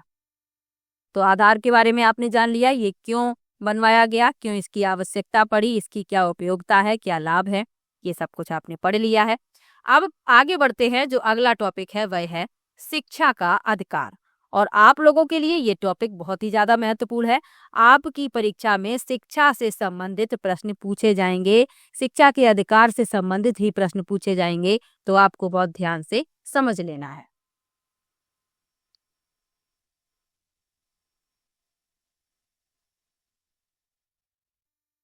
तो चलिए शुरू करते हैं। लिखा है, महात्मा गांधी के राजनीतिक गुरु एवं भारत के प्रसिद्ध उदारवादी नेता गोपाल कृष्ण गोखले ने आज से लगभग 100 वर्ष पहले ही इंपीरियल लेजिस्लेटिव असेंबली में भारतीय बच्चों के लिए शिक्षा के अधिकार की मांग की थी। इस लक्ष्य तक पहुंचने में हमें 1 सदी का समय लगा था। एक प्रश्न पूछ लिया जाता है कि महात्मा गांधी के राजनीतिक गुरु कौन थे, तो गोपाल कृष्ण गोखले थे, ये आप याद रखिएगा। चलिए आगे बढ़ते हैं। भारतीय संविधान में उल्लिखित राज्य के नीति निर्देशक तत्वों में अनुच्छेद 45 के अंतर्गत 14 वर्ष तक की आयु के बच्चों को निःशुल्क एवं अनिवार्य प्राथमिक शिक्षा की व्यवस्था करने के निर्देश दिए गए हैं। ये तो नीति निर्देशक तत्वों में अनुच्छेद 45 के अंतर्गत बताया गया है। 14 वर्ष की आयु तक के बच्चों को निःशुल्क और अनिवार्य शिक्षा प्रदान की जाएगी, इसके निर्देश दिए गए हैं। चलिए आगे बढ़ते हैं। इसी क्रम में संसद द्वारा 2002 में 6 से 14 वर्ष तक के बच्चों हेतु निःशुल्क एवं अनिवार्य शिक्षा के अधिकार को मूल अधिकार बनाने एवं इन बच्चों को शिक्षा के अवसर मुहैया कराने को माता पिता या अभिभावक मूल कर्तव्य बनाने हेतु 86वां संविधान संशोधन अधिनियम 2002 पारित किया गया। तो ये आप याद रखिएगा। अब बात हो रही है 2002 की। इसमें 6 से 14 वर्ष के आयु तक के बच्चों को निःशुल्क और अनिवार्य शिक्षा के अधिकार को मूल अधिकार बनाने और बच्चों को शिक्षा के अवसर उपलब्ध कराने के लिए 86वां संविधान संशोधन अधिनियम 2002 पारित किया गया। आगे बढ़ते हैं।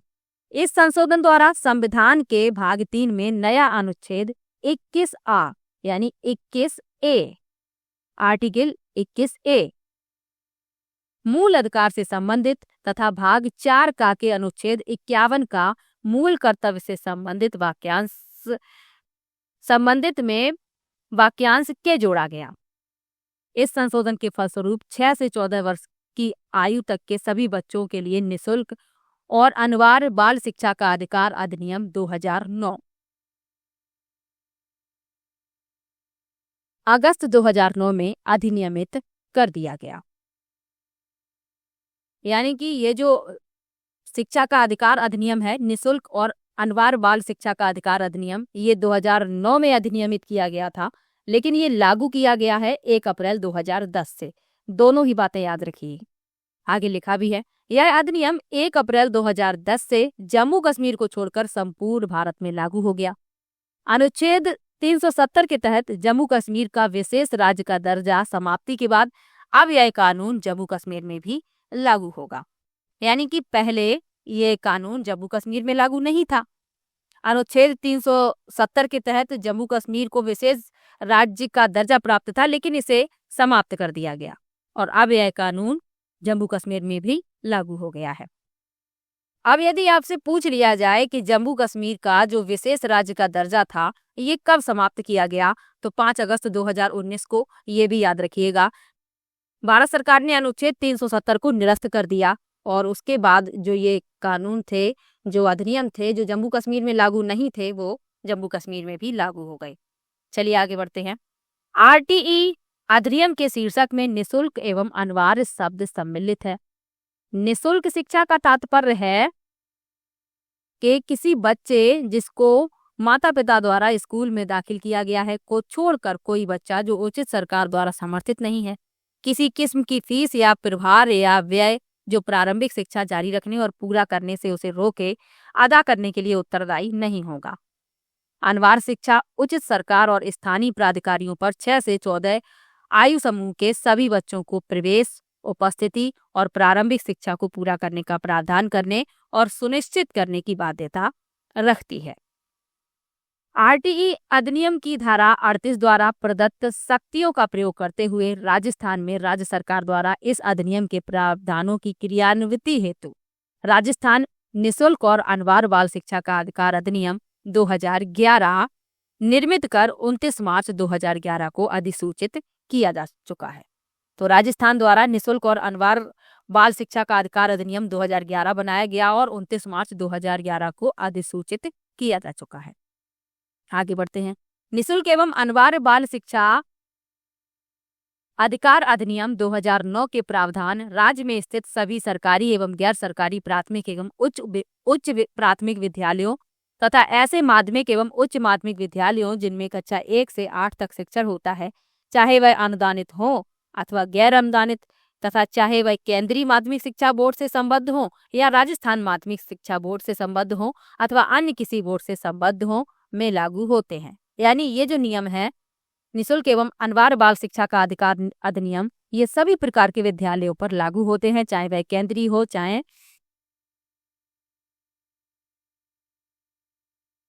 राज्य स्तर का हो, चाहे किसी भी बोर्ड से हो, चाहे किसी भी संस्था से संबद्ध हो, ये नियम सभी में लागू होते हैं।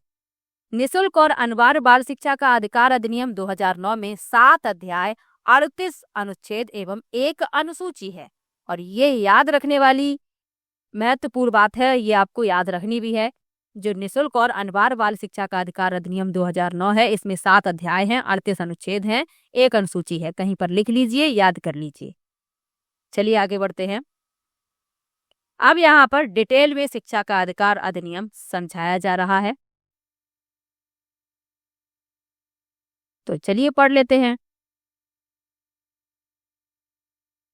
ये महत्वपूर्ण है, तभी इस किताब में डिटेल में दिया गया है।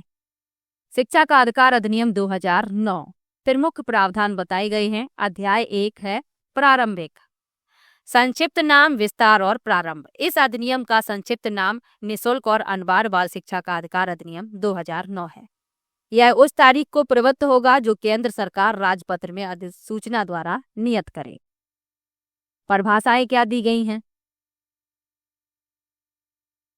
इस अधिनियम में जब तक कि संदर्भ से अन्यथा अपेक्षित न हो, समुचित सरकार केंद्रीय सरकार के संघ राज्य क्षेत्र के प्रशासक द्वारा, जिसकी कोई विधानसभा नहीं है, स्थापित स्वामित्वाधीन या नियंत्रणहीन किसी विद्यालय के संबंध में केंद्रीय सरकार विनिर्दिष्ट विद्यालय से भिन्न किसी राज्य के राज्य क्षेत्र के भीतर स्थापित किसी विद्यालय के संबंध में राज्य सरकार विधानसभा वाले किसी संघ राज्य क्षेत्र के भीतर विद्यालय के संबंध में उस संघ राज्य क्षेत्र की सरकार अभिप्रेत है। प्रति व्यक्ति फीस से विद्यालय द्वारा अधिसूचित फीस से भिन्न किसी प्रकार का संदान या अभिधाय अथवा संदाय अभिप्रेत है। बालक से 6 से 14 वर्ष की आयु का कोई बालक या बालिका अभिप्रेत है, यानी बालक 6 से 14 वर्ष की आयु का कोई भी बालक हो सकता है। असुविधाग्रस्त समूह का बालक से अनुसूचित जाति, अनुसूचित जनजाति, सामाजिक रूप से और शैक्षिक रूप से पिछड़े वर्ग या सामाजिक, सांस्कृतिक, आर्थिक, भौगोलिक, भाषाई, लिंग या ऐसी अन्य बात के कारण जो समुचित सरकार द्वारा अधिसूचना द्वारा निर्दिष्ट की जाए, असुविधाग्रस्त ऐसे अन्य समूह का कोई बालक अभिप्रेत है। दुर्बल वर्ग का बालक, दुर्बल वर्ग के बालक से क्या अभिप्राय है? ऐसे माता पिता या संरक्षक बालक अभिप्रेत है जिसकी वार्षिक आय समुचित सरकार द्वारा अधिसूचना द्वारा विनिर्दिष्ट न्यूनतम सीमा से कम है।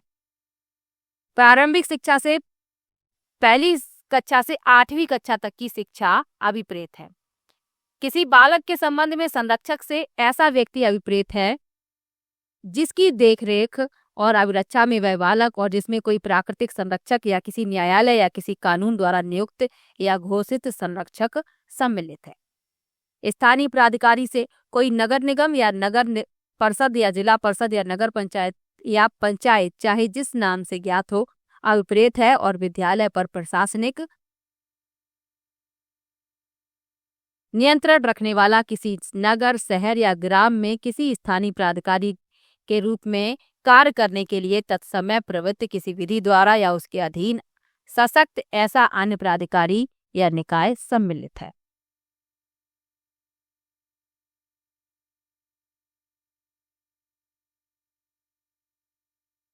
आगे लिखा है राष्ट्रीय बाल अधिकार संरक्षण आयोग। तो राष्ट्रीय बाल अधिकार संरक्षण आयोग से बालक अधिकार संरक्षण आयोग अधिनियम 2005 की धारा 3 के अधीन गठित राष्ट्रीय बाल अधिकार संरक्षण आयोग अभिप्रेय है। माता पिता से किसी बालक का प्राकृतिक या सौतेला या दत्तक पिता अथवा माता अभिप्रेत है। विद्यालय से प्रारंभिक शिक्षा देने वाला कोई मान्यता प्राप्त विद्यालय अभिप्रेत है। अब यहाँ पर ये अभिप्रेत शब्द लिखा हुआ है, इसका अर्थ होता है कि जो अभिप्राय का विषय है इच्छित है, तो ये इसका अर्थ होता है, आप लोग ध्यान रखिएगा इस शब्द का यहाँ पर प्रयोग किया गया है।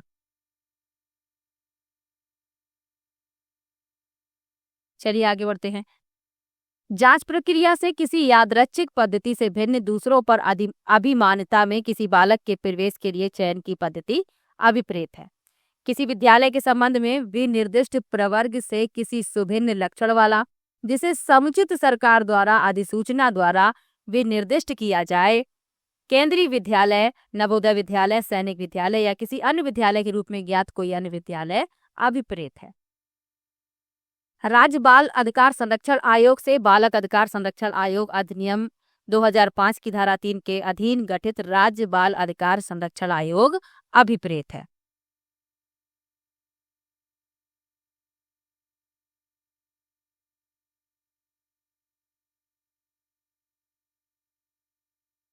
चलिए आगे बढ़ते हैं। अध्याय दूसरा बताया गया है। अध्याय दूसरे में क्या बताया है? निःशुल्क और अनिवार्य शिक्षा का अधिकार।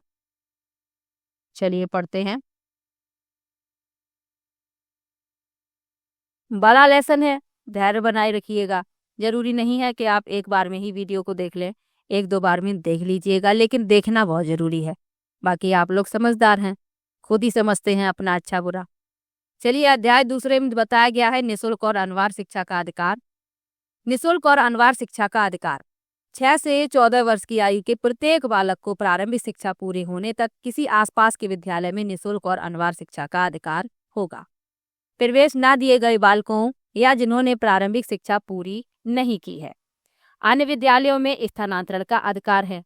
जहां किसी विद्यालय में प्रारंभिक शिक्षा पूर्ण करने की व्यवस्था नहीं है, वहां किसी बालक को किसी अन्य विद्यालय में अपनी प्रारंभिक शिक्षा पूरी करने के लिए स्थानांतरण कराने का अधिकार होगा। चलिए आगे बढ़ते हैं। जहां किसी बालक के किसी राज्य के भीतर या बाहर किसी भी कारण से एक विद्यालय से दूसरे विद्यालय में जाने की अपेक्षा की जाती है। चलिए अध्याय तीसरा क्या है? समुचित सरकार, स्थानीय प्राधिकारी और माता पिता के कर्तव्य बताए गए हैं अध्याय तीसरे में। तो समुचित सरकार और स्थानीय प्राधिकारों का विद्यालय स्थापित करने का कर्तव्य। इस अधिनियम के उपबंधों के कार्यान्वित करने के लिए समुचित सरकार, स्थानीय प्राधिकारी इस अधिनियम के प्रारंभ से 3 वर्ष की अवधि के भीतर आसपास में ऐसे क्षेत्र या सीमाओं के भीतर जो विहित की जाएं जहां विद्यालय इस प्रकार स्थापित नहीं है, एक विद्यालय स्थापित करेंगे। यानी ऐसे क्षेत्र जहां विद्यालय नहीं है तो वहां पर एक विद्यालय की स्थापना की जाएगी ताकि बच्चों को सुविधा प्राप्त हो सके, बच्चे अपनी प्रारंभिक पढ़ाई को पूरा कर सकें। वित्तीय एवं अन्य दायित्वों में हिस्सा बांटना। केंद्रीय सरकार और राज्य सरकार का इस अधिनियम के उपबंधों को कार्यान्वित करने हेतु निधियां उपलब्ध कराने के लिए समवर्ती उत्तरदायित्व होगा। आगे बढ़ते हैं। केंद्रीय सरकार शिक्षकों के प्रशिक्षण के लिए मानकों को विकसित और लागू करेगी। ये काम किस पर है? केंद्रीय सरकार पर। नवाचार को बढ़ाने, अनुसंधान, नियोजन क्षमता के निर्माण के संवर्धन के लिए राज्य सरकार को तकनीकी सहायता और संसाधन उपलब्ध कराएगी। यानी यदि नवाचार बढ़ाना है, अनुसंधान, नियोजन और क्षमता निर्माण के संवर्धन के लिए राज्य सरकार को तकनीकी सहायता केंद्र सरकार उपलब्ध कराएगी। समुचित सरकार के कर्तव्य बताए गए हैं। प्रत्येक बालक को निःशुल्क और अनिवार्य शिक्षा उपलब्ध कराएगी। स्थानीय प्राधिकारी के क्या कर्तव्य हैं? प्रत्येक बालक को निःशुल्क एवं अनिवार्य प्रारंभिक शिक्षा उपलब्ध कराएगा। आसपास में विद्यालय की उपलब्धता सुनिश्चित करेगा। यह सुनिश्चित करेगा कि दुर्बल वर्ग के बालक और असुविधाग्रस्त समूह के बालक के प्रति पक्षपात न हो तथा किसी आधार पर प्राथमिक शिक्षा लेने और उसे पूरा करने से रोका न गया हो। ये दायित्व दिए गए हैं स्थानीय प्राधिकारी को। अपनी अधिकारिता के भीतर निवास करने वाले 14 वर्ष तक की आयु के बालकों के ऐसी रीति में जो विहिप की जाए अभिलेख रखेगा। अपनी अधिकारिता के भीतर निवास करने वाले प्रत्येक बालक द्वारा प्रारंभिक शिक्षा में प्रवेश, उपस्थिति और उसे पूरा करने को सुनिश्चित और निगरानी करेगा।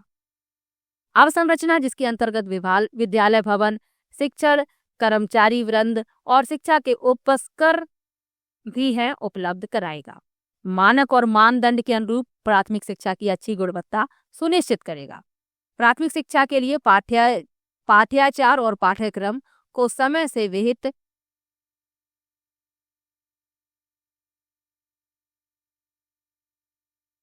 करना सुनिश्चित करेगा। शिक्षकों के लिए प्रशिक्षण सुविधा उपलब्ध कराएगा। प्रवासी कुटुंबों के बालकों के प्रवेश को सुनिश्चित करेगा। यानी जो बाहर से आए हैं बच्चे, उनके प्रवेश को भी सुनिश्चित करना किसका दायित्व होगा? स्थानीय प्राधिकारी का। अपनी अधिकारिता के भीतर विद्यालय के कार्य की निगरानी करेगा। यानी विद्यालय सही से कार्य कर रहे हैं कि नहीं, इसकी निगरानी भी स्थानीय प्राधिकारी को करनी है। शैक्षणिक कैलेंडर का विनिश्चय करेगा। तो ये कार्य हो गए स्थानीय प्राधिकारी के। अब माता पिता और संरक्षक के भी कुछ कर्तव्य हैं। प्रत्येक माता पिता या संरक्षक का यह कर्तव्य होगा कि वह आसपास के विद्यालय में प्रारंभिक शिक्षा में अपने यथास्थिति बालक या प्रतिपालिका प्रवेश करे या कराए। ये माता पिता का दायित्व है कि अपने बच्चे को पास के विद्यालय में प्रवेश दिलवाए। आगे लिखा है, समुचित सरकार द्वारा विद्यालय पूर्व शिक्षा के लिए व्यवस्था करना। प्रारंभिक शिक्षा के लिए 3 वर्ष से ऊपर के बालकों को तैयार करने तथा सभी बालकों के लिए जब तक के वे 6 वर्ष की आयु पूरी करते हैं आरंभिक बाल्यकाल देखरेख और शिक्षा की व्यवस्था करने की दृष्टि से समुचित सरकार ऐसे बालकों के लिए निःशुल्क विद्यालय पूर्व शिक्षा उपलब्ध कराने के लिए आवश्यक व्यवस्था कर सकेगी। तो ये अध्याय 3 था। इसमें कर्तव्य बताए गए हैं माता पिता के, अधिकारियों के, सरकारों के। अब अध्याय 4 है। इसमें क्या उत्तरदायित्व है? इसमें उत्तरदायित्व है विद्यालयों और शिक्षकों के। अब प्रश्न ऐसे पूछ लिया जाता है कि किस अध्याय में विद्यालयों और शिक्षकों के उत्तरदायित्व है, किस अध्याय में प्राधिकारियों और माता पिता के या संरक्षक के उत्तरदायित्व है, तो आपको याद रखने हैं। अब अध्याय 4 में विद्यालयों और शिक्षकों के उत्तरदायित्व हैं। क्या उत्तरदायित्व है? लिखा है, निःशुल्क और अनिवार्य शिक्षा के लिए विद्यालय के दायित्व की सीमा। और ये जो आप हेडिंग देख रहे हैं पिंक कलर से, यहाँ जो लिखा हुआ है ये अनुच्छेद है, ये भी याद रखिएगा। अध्याय है और अध्याय में अनुच्छेद है। चलिए, अनुच्छेद जो 12 है इसमें बताया गया है निःशुल्क और अनिवार्य शिक्षा के लिए विद्यालय के दायित्व की सीमा। तो इस अधिनियम के प्रयोजनों के लिए धारा 2 के खंड ढ के उपखंड 1 में निर्दिष्ट कोई विद्यालय उसमें प्रविष्ट सभी बालकों के लिए निःशुल्क और अनिवार्य प्राथमिक शिक्षा की व्यवस्था करेगा। धारा 2 के खंड ढ के उपखंड 3 व उपखंड 4 में निर्दिष्ट कोई विद्यालय पहली कक्षा में दुर्बल वर्ग और असुविधाग्रस्त समूह के बच्चों को उस कक्षा के बालकों की कुल संख्या के कम से कम 25% की सीमा तक प्रवेश देगा एवं निःशुल्क और अनिवार्य प्राथमिक शिक्षा की उसके पूरा होने तक व्यवस्था करेगा। प्रत्येक विद्यालय ऐसी जानकारी जो यथास्थिति समुचित सरकार या स्थानीय प्राधिकारी द्वारा अपेक्षित हो उपलब्ध कराएगा। चलिए आगे बढ़ते हैं। इसी में बताया गया है प्रवेश के लिए किसी प्रति व्यक्ति फीस और अनवीक्षण प्रक्रिया का न होना। ये अनुच्छेद 13 में बताया गया। कोई विद्यालय या व्यक्ति किसी बालक को प्रवेश देते समय कोई व्यक्ति फीस संग्रहित नहीं करेगा और बालक या उसके माता पिता या संरक्षक किसी अनुवीक्षण प्रक्रिया के अधीन नहीं रहेगा। प्रवेश के लिए आयु का प्रमाण पत्र। तो प्राथमिक शिक्षा में प्रवेश के लिए बालक की आयु जन्म प्रमाण पत्र के आधार पर या ऐसे दस्तावेज के आधार पर जो विहित किया जाए अवधारित की जाएगी। ये बताया गया है अनुच्छेद 14 में। चलिए आगे बढ़ते हैं।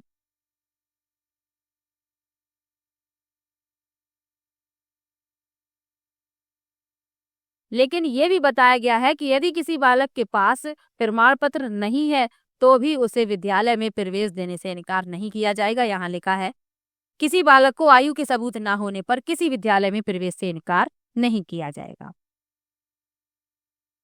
अनुच्छेद 15 में क्या बताया गया है कि प्रवेश से इनकार नहीं किया जाएगा। किसी बालक को शैक्षणिक वर्ष के प्रारंभ पर या ऐसी विस्तारित अवधि के भीतर जो विहित की गई है में किसी विद्यालय में प्रविष्ट किया जाएगा। रोकने और निष्कासन का प्रावधान है, यानी किसी विद्यालय में प्रविष्ट बालक को किसी कक्षा में रोका नहीं जाएगा या विद्यालय से प्राथमिक शिक्षा को पूरा किए जाने तक निष्कासित नहीं किया जाएगा। यह अनुच्छेद 16 में बताया गया है। अनुच्छेद 17 में बताया गया है कि बालक के शारीरिक दंड और मानसिक उत्पीड़न का प्रतिरोध, यानी बच्चे को शारीरिक और मानसिक रूप से प्रताड़ित नहीं किया जाएगा। यहाँ लिखा भी है कि किसी बालक को शारीरिक दंड नहीं दिया जाएगा या उसका मानसिक उत्पीड़न नहीं किया जाएगा। जो कोई इन उपबंधों का उल्लंघन करेगा ऐसा व्यक्ति लागू सेवा नियमों के अधीन अनुशासनिक कार्यवाही भुगतेगा। अगले अनुच्छेद में क्या बताया गया है? मान्यता प्रमाण पत्र अभिप्राप्त किए बिना किसी विद्यालय का स्थापित न किया जाना। ये बताया गया है अनुच्छेद 18 में। लिखा है समुचित सरकार या स्थानीय प्राधिकारी द्वारा स्थापित उसके स्वामित्वाधीन या नियंत्रणाधीन किसी विद्यालय से भिन्न कोई विद्यालय इस अधिनियम के प्रारंभ के पश्चात स्थापित नहीं किया जाएगा या ऐसे प्राधिकारी से ऐसे प्रारूप में और ऐसी रीति में जो विहित की जाए कोई आवेदन करके मान्यता प्रमाण पत्र अभिप्राप्त किए बिना कार्य नहीं करेगा, यानी बिना मान्यता की कोई भी विद्यालय संचालित नहीं होगा। अगले अनुच्छेद में विद्यालय के मानदंड और मानक हैं। अनुच्छेद 19 में किसी विद्यालय को तब तक स्थापित नहीं किया जाएगा या मान्यता नहीं दी जाएगी जब तक वह अनुसूची 1 में विनिर्दिष्ट मानदंडों और मानकों को पूरा नहीं करता, तब तक उसे मान्यता प्रदान नहीं की जाएगी। जब तक वह अनुसूची 1 में विनिर्दिष्ट मानदंडों और मानकों को पूरा नहीं करता है। आगे लिखा है अनुसूची में संशोधन करने की सख्ती। अनुच्छेद 20 में बताया गया है केंद्रीय सरकार अधिसूचना द्वारा अनुसूची में जोड़कर या उसका लोप करके किसी मानदंड या मानक को संशोधित कर सकेगी। आगे बढ़ते हैं। अगले अनुच्छेद में बताया गया है विद्यालय प्रबंध समिति। विद्यालय माता पिता, संरक्षकों, शिक्षकों व निर्वाचित प्रतिनिधियों के द्वारा समिति का गठन होगा। समिति विद्यालय विकास योजना तैयार कर विद्यालय का सर्वांगीण विकास करेंगी। अनुच्छेद 22 में विद्यालय विकास योजना के बारे में बताया गया है। प्रत्येक विद्यालय समिति एक विद्यालय विकास योजना तैयार करेगी। अगले अनुच्छेद में शिक्षकों की नियुक्ति के लिए अर्हताएं और सेवा के नियम व शर्तें हैं। तो इसमें है कोई व्यक्ति जिसके पास केंद्रीय सरकार द्वारा अधिसूचना द्वारा प्राधिकृत किसी शिक्षा अधिकारी द्वारा यथा अधिकथित ऐसी मान्यताएं, ऐसी न्यूनतम अर्हताएं हैं, शिक्षक के रूप में नियुक्ति के लिए पात्र होगा। शिक्षक को संदेह यानी कि वेतन और भत्ते तथा उसके सेवा के नियम व शर्तें वे होंगी जो विहित की जाएं। आगे बढ़ते हैं। अनुच्छेद 24 में शिक्षकों के कर्तव्य और शिकायतों को दूर करने के बारे में बताया गया है। शिक्षक निम्नलिखित कर्तव्यों का पालन करेगा। विद्यालय में नियमित उपस्थिति, पाठ्यक्रम संचालित व पूरा करना, माता पिता और संरक्षकों के साथ नियमित बैठक करना और बालकों के प्रगति को समझना व समझाना, साथ ही शिकायतों को दूर करना। छात्र शिक्षक अनुपात क्या होना चाहिए, इससे संबंधित प्रश्न तो पहले भी पूछा गया है, जो 2023 में पेपर हुआ है उसमें पूछा गया है, तो आप लोगों को याद रखना है। यह अनुच्छेद 25 में बताया गया है छात्र शिक्षक अनुपात। इस अधिनियम के प्रारंभ की तारीख से 6 मास के भीतर समुचित सरकार और स्थानीय प्राधिकारी यह सुनिश्चित करेंगे कि प्रत्येक विद्यालय में छात्र शिक्षक अनुपात अनुसूची में विनिर्दिष्ट किए गए अनुसार बनाए रखा जाए। यहाँ डिटेल में नहीं बताया गया है। तो छात्र शिक्षक अनुपात कितना है? प्राथमिक विद्यालयों में 30:1 यानी 30 छात्र और 1 शिक्षक, 30 छात्रों पर 1 शिक्षक, और उच्च प्राथमिक में 35 छात्रों पर 1 शिक्षक। चलिए आगे बढ़ते हैं। शिक्षकों की रिक्तियों का भरा जाना। नियुक्ति प्राधिकारी यह सुनिश्चित करेगा कि उसके नियंत्रणाधीन किसी विद्यालय में शिक्षक के रिक्त पद कुल स्वीकृत पद संख्या के 10% से अधिक नहीं होंगे। अगले अनुच्छेद में गैर शिक्षक प्रयोजनों के लिए शिक्षकों को अभिनियोजित किए जाने का प्रतिषेध है। किसी शिक्षक को 10 की जनगणना, आपदा राहत कर्तव्यों या यथास्थिति स्थानीय प्राधिकारी या राज्य विधान मंडलों या संसद के निर्वाचनों से संबंधित कर्तव्यों से भिन्न किसी गैर शैक्षिक प्रयोजनों के लिए अभिनियोजित नहीं किया जाएगा। तो शिक्षकों को किसी भी गैर शैक्षिक प्रयोजनों के लिए अभिनियोजित नहीं किया जाएगा।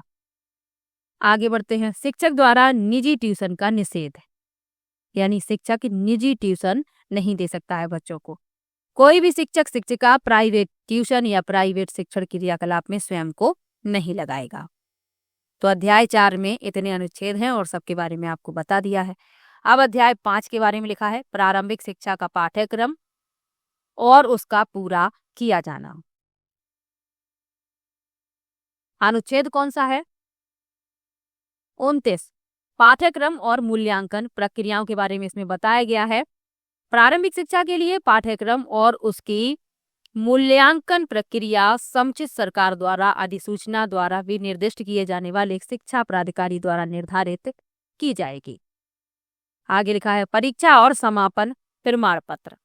प्रत्येक बालक को जिसने अपनी प्रारंभिक शिक्षा पूरी कर ली है ऐसे प्रारूप और ऐसी रीति में एक प्रमाण पत्र दिया जाएगा जो विहित की जाए।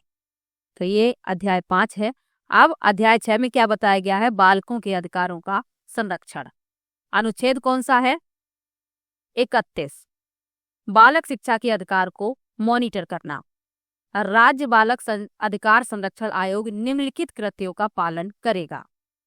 अधिकारों के रक्षोपायों की परीक्षा और पुनर्विलोकन करेगा और उसके प्रभावी कार्यान्वयन के लिए अध्ययोपायों की सिफारिश करेगा।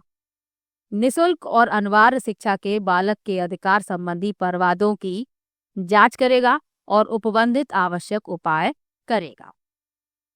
आगे लिखा है शिकायतों का निवारण करना। अनुच्छेद कौन सा है? 32। कोई व्यक्ति जिसे इस अधिनियम के अधीन किसी बालक के अधिकार के संबंध में कोई शिकायत है, अधिकारिता रखने वाले स्थानीय प्राधिकारी को लिखित में शिकायत कर सकेगा। शिकायत प्राप्त होने के पश्चात स्थानीय प्राधिकारी संबंधित पक्षकारों को सुने जाने का युक्त अवसर प्रदान करने के पश्चात मामले का 3 मास की अवधि के भीतर निपटारा करेगा। आगे लिखा है राष्ट्रीय सलाहकार परिषद। अनुच्छेद है 33। केंद्रीय सरकार अधिसूचना द्वारा एक राष्ट्रीय सलाहकार परिषद का गठन करेगी जिसमें 15 से अधिक नहीं उतने सदस्य होंगे जितने की केंद्रीय सरकार आवश्यक समझे, यानी जितनी आवश्यकता है उतने सदस्यों को इसमें रखा जाएगा, जिनकी नियुक्ति प्रारंभिक शिक्षा और बालक विकास के क्षेत्र में ज्ञान और व्यवहारिक अनुभव रखने वाले व्यक्तियों में से की जाएगी। यानी जिन व्यक्तियों को प्रारंभिक शिक्षा और बालक विकास के क्षेत्र में ज्ञान है, जिन्हें व्यवहारिक अनुभव है, उन्हें सदस्यों के रूप में चुना जाएगा।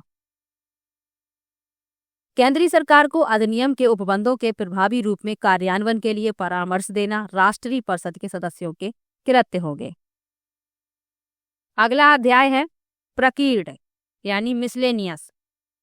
तो इसमें निर्देश जारी करने की शक्ति है। ये आखिरी अध्याय है, 7 अध्याय हैं इसमें।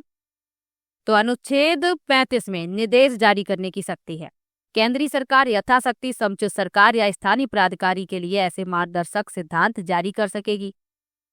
अनुच्छेद 36 में है अभियोजन के लिए पूर्व मंजूरी, यानी समुचित सरकार द्वारा अधिसूचना द्वारा इस निमित्त प्राधिकृत किसी अधिकारी की पूर्व मंजूरी के बिना संस्थित नहीं किया जाएगा। और सद्भाव पूर्वक की गई कार्रवाई के लिए संरक्षण, यानी इस अधिनियम या उसके अधीन बनाए गए किसी नियम या आदेश के अनुसरण में सद्भाव पूर्वक की गई या की जाने के लिए आशयित किसी बात के संबंध में कोई वाद या अन्य विधिक कार्यवाही केंद्रीय सरकार, राज्य सरकार, राष्ट्रीय बाल अधिकार संरक्षण आयोग, राज्य बाल अधिकार संरक्षण आयोग, स्थानीय प्राधिकारी विद्यालय समिति या किसी व्यक्ति के विरुद्ध नहीं होगी। और ये जो अगला अनुच्छेद है, अनुच्छेद 38, इसमें समुचित सरकार की नियम बनाने की शक्ति निहित है, यानी समुचित सरकार अधिनियम के उपबंधों के कार्यान्वयन के लिए नियम अधिसूचना द्वारा बना सकेगी। तो शिक्षा का अधिकार अधिनियम आपने डिटेल में पढ़ लिया है। शिक्षा का अधिकार निःशुल्क एवं तो शिक्षा के अधिकार अधिनियम के बारे में डिटेल में आपने जानकारी प्राप्त कर ली है। इसमें जितने भी अध्याय हैं सबके बारे में आपको बता दिया है। चलिए आगे बढ़ते हैं। अब अनुसूची के बारे में लिखा है।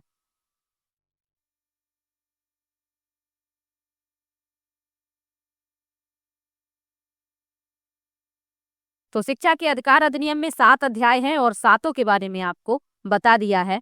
अब लिखा है अनुसूची।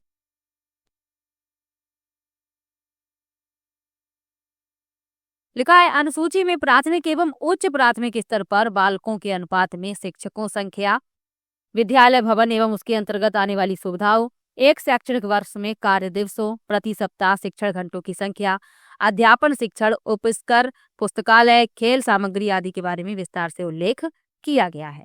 किसमें किया गया है? अनुसूची में। समाचार पत्रों के माध्यम से अधिनियम का व्यापक प्रचार प्रसार कर जानकारी प्रदान करना एवं जिला स्तर पर कार्यशालाओं का आयोजन करना, घर घर सर्वेक्षण के माध्यम से समुचित ग्राम शिक्षा रजिस्टर तैयार करना तथा अनामांकित बच्चों के लिए विशेष प्रशिक्षण की व्यवस्था करना आदि इस अधिनियम के अनन्य लक्ष्य निर्धारित किए गए।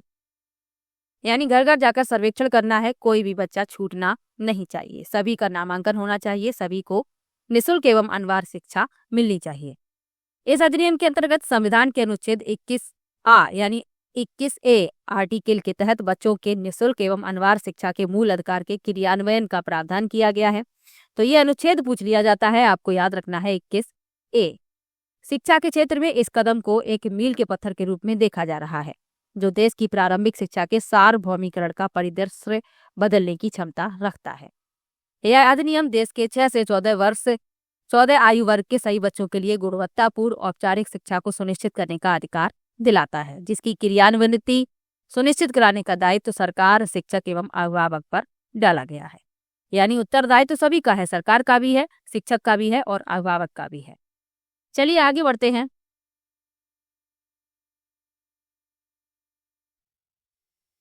अब नरेंद्र मोदी के बारे में लिखा है, क्योंकि मनमोहन सिंह के बाद जो अगले प्रधानमंत्री बने हैं वो नरेंद्र मोदी बने हैं 2014 से वर्तमान तक। चलिए इनके बारे में लिखा है, पढ़ लेते हैं। लिखा है 26 मई 2014 को देश के 14वें प्रधानमंत्री के रूप में नरेंद्र मोदी ने शपथ ग्रहण कर पूर्ण बहुमत की सरकार बनाई, जो वर्तमान में कार्यरत है। सरकार की नीतियां बताई गई हैं। योजना आयोग की समाप्ति एवं नीति आयोग का गठन। ये तो आपको मैंने पहले भी बताया है, जब पंचवर्षीय योजनाओं के बारे में बताया था, तब बताया था कि योजना आयोग की समाप्ति की गई और नीति आयोग का गठन किया गया। तो यही लिखा हुआ है। लिखा है वर्ष 2015 में मोदी सरकार ने 1950 में स्थापित योजना आयोग को विस्थापित करके नीति आयोग की स्थापना की। नीति आयोग की स्थापना केंद्रीय मंत्रिमंडल के एक संकल्प द्वारा 1 जनवरी 2015 को की गई। नीति आयोग के अध्यक्ष प्रधानमंत्री होते हैं। सभी राज्यों के मुख्यमंत्री इसके सदस्य होते हैं। नीति आयोग भारत सरकार के लिए दीर्घकालिक नीतियों और कार्यक्रमों के निर्माण के साथ साथ तकनीकी सलाह भी प्रदान करता है। तो आपको याद रखना है कि 1 जनवरी 2015 को नीति आयोग की स्थापना की गई थी। चलिए आगे बढ़ते हैं। स्वच्छ भारत मिशन के बारे में लिखा हुआ है। 2 अक्टूबर 2014 को महात्मा गांधी जयंती पर स्वच्छ भारत मिशन की शुरुआत प्रधानमंत्री नरेंद्र मोदी ने की। तो स्वच्छ भारत मिशन की शुरुआत हुई 2 अक्टूबर 2014 को। चलिए आगे बढ़ते हैं। आगे लिखा है, प्रधानमंत्री मोदी ने स्वच्छता अभियान को आर्थिक स्थिति से भी जोड़ा है। उन्होंने बताया कि गंदगी के कारण कई बीमारियां होती हैं, जिनके उपचार पर सालाना हजारों रुपए खर्च होते हैं। गांव में स्वच्छ भारत के सपने को पूरा करने के लिए प्रत्येक ग्राम पंचायत को सालाना अनुदान की घोषणा भी केंद्र सरकार ने की है। ग्रामीण क्षेत्रों में शौचालयों के निर्माण का कार्य प्रगति पर है। देश के सभी क्षेत्रों में खुले में शौच की परंपरा को समाप्त करने के लिए शौचालयों का निर्माण इस मिशन की प्राथमिकता है। ठोस कचरा प्रबंधन व्यवस्था को बेहतर करने का लक्ष्य भी इस मिशन के तहत निर्धारित है। चलिए आगे बढ़ते हैं। लिखा है, नोटबंदी यानी विमुद्रीकरण। तो नोट बंद हुए थे तब कैसी स्थिति आ गई थी, लोग लाइनों में लगे थे बैंक में नोट बदलवाने के लिए। रातों रात सभी भागे थे कि जो घर में नोट रखे हैं उन्हें जल्दी से जल्दी या तो उनका कुछ खरीद लिया जाए या कैसे भी करके वो बदल जाए। तो इसी के बारे में लिखा हुआ है, नोटबंदी के बारे में। लिखा है, जाली भारतीय करेंसी नोटों के जरिए आतंकी गतिविधियों के वित्तीय तथा हथियारों, नशीली दवाओं की अवैध तस्करी में ऐसी जाली करेंसी के इस्तेमाल पर अंकुश लगाने के साथ साथ देश में व्याप्त काले धन पर अंकुश लगाने के उद्देश्य से सरकार ने 500 रुपए एवं 1000 रुपए के करेंसी नोटों का विमुद्रीकरण नवंबर 2016 में किया। तो ये आपको याद रखना है। प्रश्न पूछ लिया जाए कि विमुद्रीकरण कब किया गया था, तो 2016 में किया गया था। 8 नवंबर 2016 की मध्य रात्रि के पश्चात ऐसे नोट विधिग्राह्य मुद्रा नहीं रहे। आगे बढ़ते हैं। लोगों को अपने रद्द करेंसी नोटों को निर्धारित तिथि तक उपर्युक्त बैंकों, डाकघरों को बदलने का समय दिया गया और उसके बाद एक निश्चित समयावधि में आरबीआई के निर्दिष्ट कार्यालयों से बदलवाने के दिशा निर्देश जारी किए गए। नोटबंदी की घोषणा करते हुए नरेंद्र मोदी ने नोटबंदी से होने वाले फायदों में काले धन से लेकर चरमपंथ और आतंकवाद पर अंकुश लगाने तक को शामिल किया। विमुद्रीकरण के आरंभिक समय आम जनता को अनेक कठिनाइयों का सामना करना पड़ा। अपनी मुद्रा बदलवाने के लिए बैंकों की लंबी कतारों में लगना पड़ा। अब यदि आपसे पूछ लिया जाए कि भारत में पहली बार विमुद्रीकरण कब हुआ, तो 1946 में हुआ, दूसरी बार 1978 में और तीसरी बार 2016। तो ये भी याद रखिएगा साथ में। चलिए आगे बढ़ते हैं। लिखा है, जीएसटी एवं वस्तु सेवा कर। ये प्रश्न भी पूछ लिया जाता है और कई प्रतियोगी परीक्षाओं में पूछ लिया जाता है।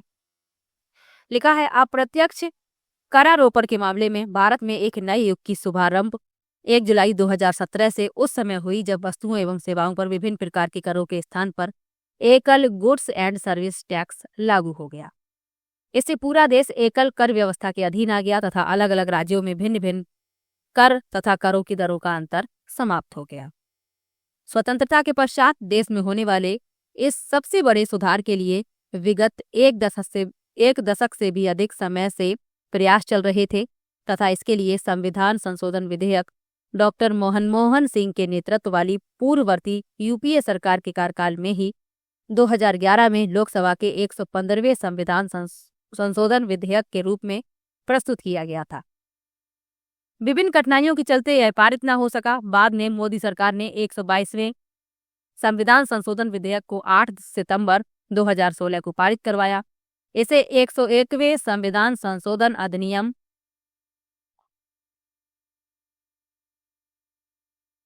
के रूप में अधिसूचित किया गया। पहले सरकार इसे 1 अप्रैल 2017 से लागू करना चाहती थी, किंतु अंततः 1 जुलाई 2017 से इस अधिनियम को लागू किया गया। और यही पूछा जाता है कि वस्तु एवं सेवा कर यानी जीएसटी कब से लागू हुआ है, तो 1 जुलाई 2017 से। जीएसटी लागू होने से पूरे देश एक ही कर दर वाले एकल बाजार में परिवर्तित हो गया। अनेक आवश्यक वस्तुओं को कर से मुक्त श्रेणी में रखा गया। इससे अलग अलग वस्तुओं के बाजार मूल्य पर अलग अलग प्रभाव पड़ेगा। अधिकांश वस्तुएं पहले से सस्ती होने का अनुमान जहां लगाया गया, वहीं कुछ वस्तुएं महंगी भी हो गई। तो लेसन हो गया यहीं पर समाप्त और कई महत्वपूर्ण टॉपिक आप लोगों ने इस लेसन में पढ़े हैं। बहुत ही अच्छा लेसन था। चलिए इनके बहुविकल्पी प्रश्न देख लीजिए जिनके उत्तर आपको कमेंट में बताने हैं। महात्मा गांधी राष्ट्रीय ग्रामीण रोजगार गारंटी अधिनियम कब बना? सूचना का अधिकार अधिनियम 2005 जम्मू कश्मीर को छोड़कर पूरे देश में कब लागू हुआ? किसी व्यक्ति के जीवन और स्वतंत्रता से संबंधित सूचना कितनी अवधि में देनी होती है? ये प्रश्न आप लोग देख लीजिए, इनके उत्तर आपको कमेंट बॉक्स में बताना है। कुल 5 प्रश्न हैं, इनके उत्तर आप लोग कमेंट में बताइएगा, बहुविकल्पी प्रश्नों के उत्तर। नेक्स्ट वीडियो में जो नेक्स्ट लेसन में पढ़ाऊंगी, तो सबसे पहले इन प्रश्नों को मैं हल करवाऊंगी, फिर मैं नेक्स्ट लेसन शुरू करूंगी। तो चलिए मिलते हैं नेक्स्ट वीडियो में। वीडियो कैसा लगा कमेंट में जरूर बताइएगा, वीडियो को लाइक और शेयर भी कीजिएगा। मिलते हैं नेक्स्ट वीडियो में, तब तक के लिए बाय बाय।